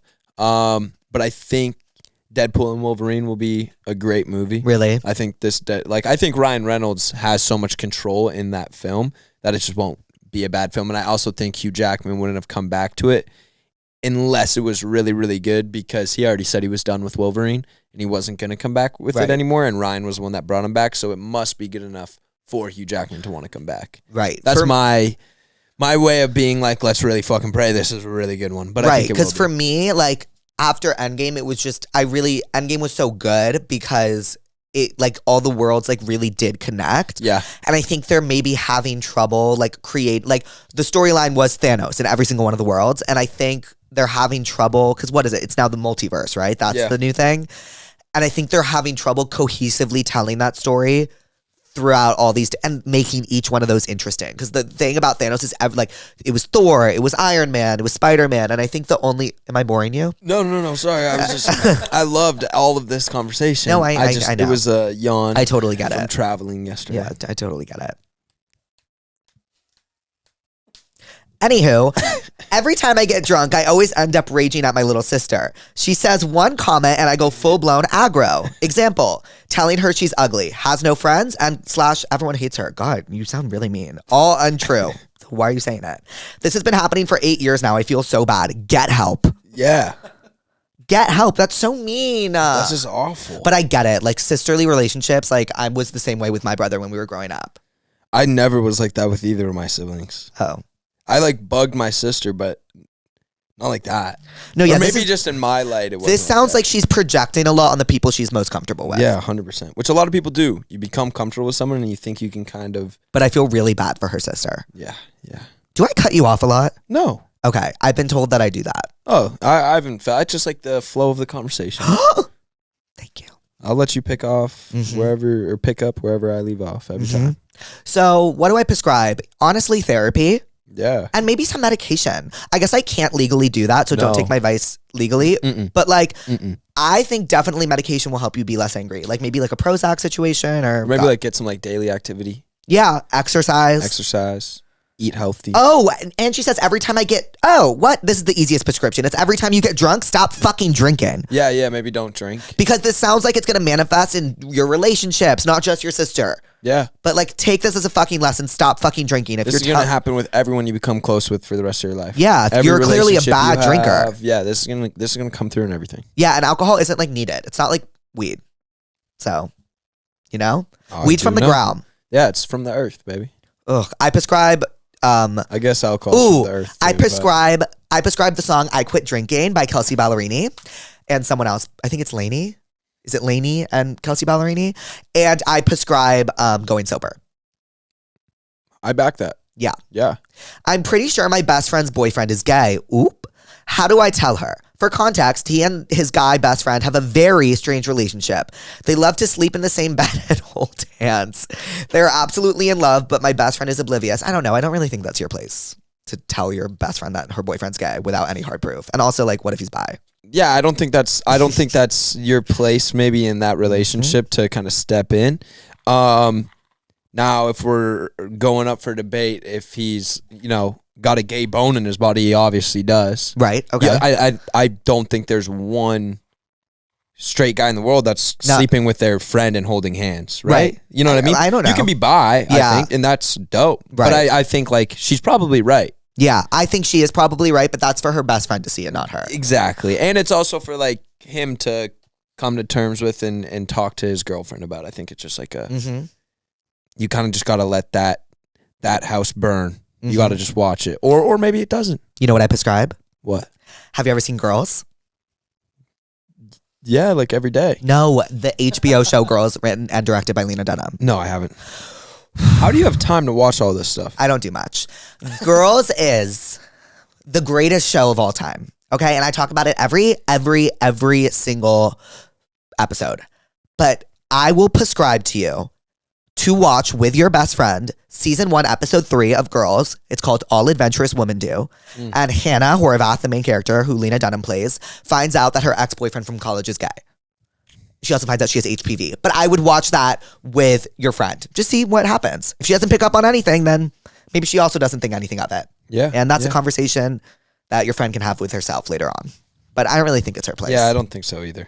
This one, I guess, ties back to my dating life, and I'm trying to talk about it less because I realize I sound really entitled when I talk about my dating life. Huh. Like, my standards are really high, and I don't offer much. Well, at least you realize that. That's my thing. That's my superpower, I think, and tell me if you think I'm wrong. I think I am so self-aware. Yeah, I think So you're it's like, you can't really come for me on certain things because, like, I already know. And I've said it already. So, like, what are you doing? You're teaching me something new about myself? Like, I know. I'm not the best. I've said this about myself 3 times today. Yeah, exactly. You know, that's a quote from Girls. I've said this about myself. Do you want me to read it to you? Today? You guys, I love Girls so much. It's so addicting. Oh, my God. Okay, so the quote is, Marnie, Hannah's best friend, goes, "You judge everyone, yet you ask them not to judge you."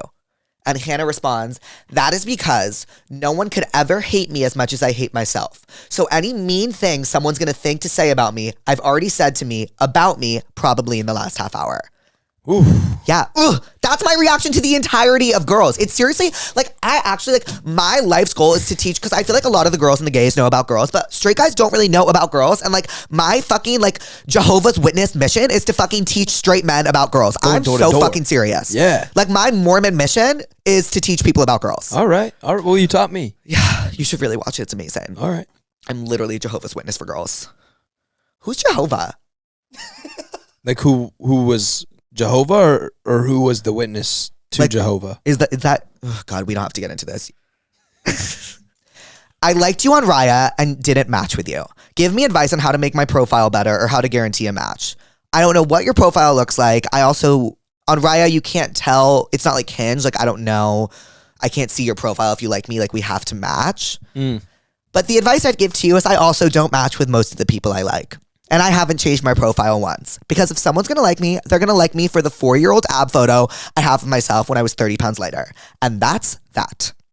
I don't have a lot of experience in the dating app world. I've never really used a dating app. So Ever? No. Ever? No. Are you serious? Yeah, I haven't used one. So what I will say is just be you, because that's the only advice I could give to a dating app person. Okay. It's terrible advice probably, but No, it's true. I freak out when a man wants to have a date or something more intimate. Like, if we were at a party alone, no problem. I totally get this. But going alone somewhere else is like a date. Fuck no. What should I do? I have the same thing. Actually, you know what? I've been talking a lot. What do you think? is this just about like what, solving date anxiety? She's very comfortable with, like, it sounds like hooking up with guys when she has a little alcohol in her system at a party, but she's very uncomfortable, like, doing intimate things. Yeah. Okay. Yeah. I mean, what I like to do if I'm going to go on, you know, like a first time date with somebody and I'm worried about it, like, I understand the dinner, because dinner to me is like, you're almost like, it's like a job interview. It is. It's like two people vetting each other and being like, am I going to be able to spend, you know, the rest of my life with this person, or years with this person, or months with this person, whatever it is.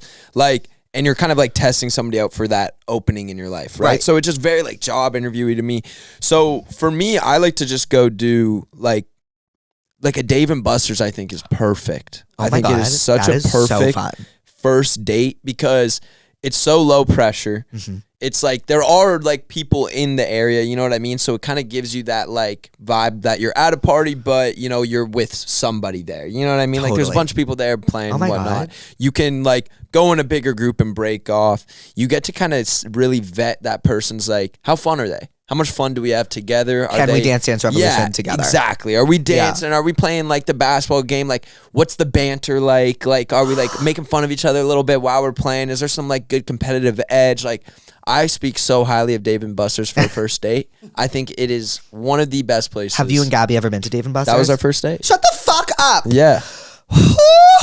Guys, that is, Josh, like, I'm serious. That was the best advice you've given so far. Well, thank you. That is amazing advice. I think it is. It's just it's so much fun. I think everyone loves it. It's like a little throwback to when you were a kid. And it was, yes. I just think it's the greatest place to go.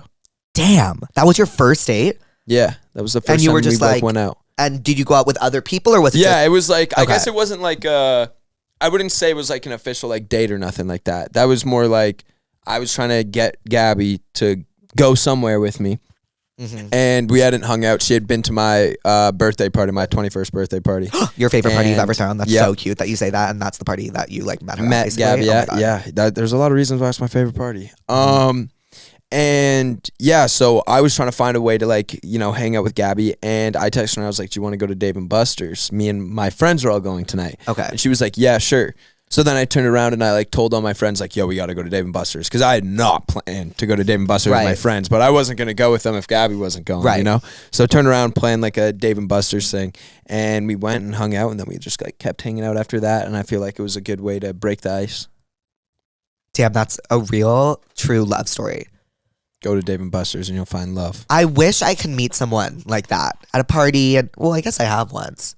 Actually, we won't get into that because I can't get into my dates anymore, I guess. Why? This is your show. You can do whatever the fuck you want. Okay. Okay.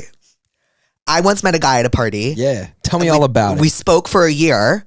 Then we went on a date. And Whoa. You spoke for a year, then went on a date? Yes. And he told me, Louis is what? That I've told this story before? Yeah. Never mind. The pussies know it. Basically, he told me after one drink that it wasn't a date and he didn't want to hook up with me. So that's it was super awkward. That's my only experience I ever have with meeting someone at a party. Oh, except one time I met this guy at a gay bar and hooked up with him and it turned out to be my friend's cousin. That was super awkward too. Yeah, I could see how that would be awkward. So I'm hoping to have like my Gabby moment with someone. You will. Yeah. You will. I hope. It just takes a few swings. Ugh, I love Gabby. Yeah, she's great. So we prescribed Dave & Buster's. Dave & Buster's, do it. Dave & Buster's. Do it. Now I'm locked into the advice too. Yeah, I got a good one out of the way. No, that was you crushed that. Thank you.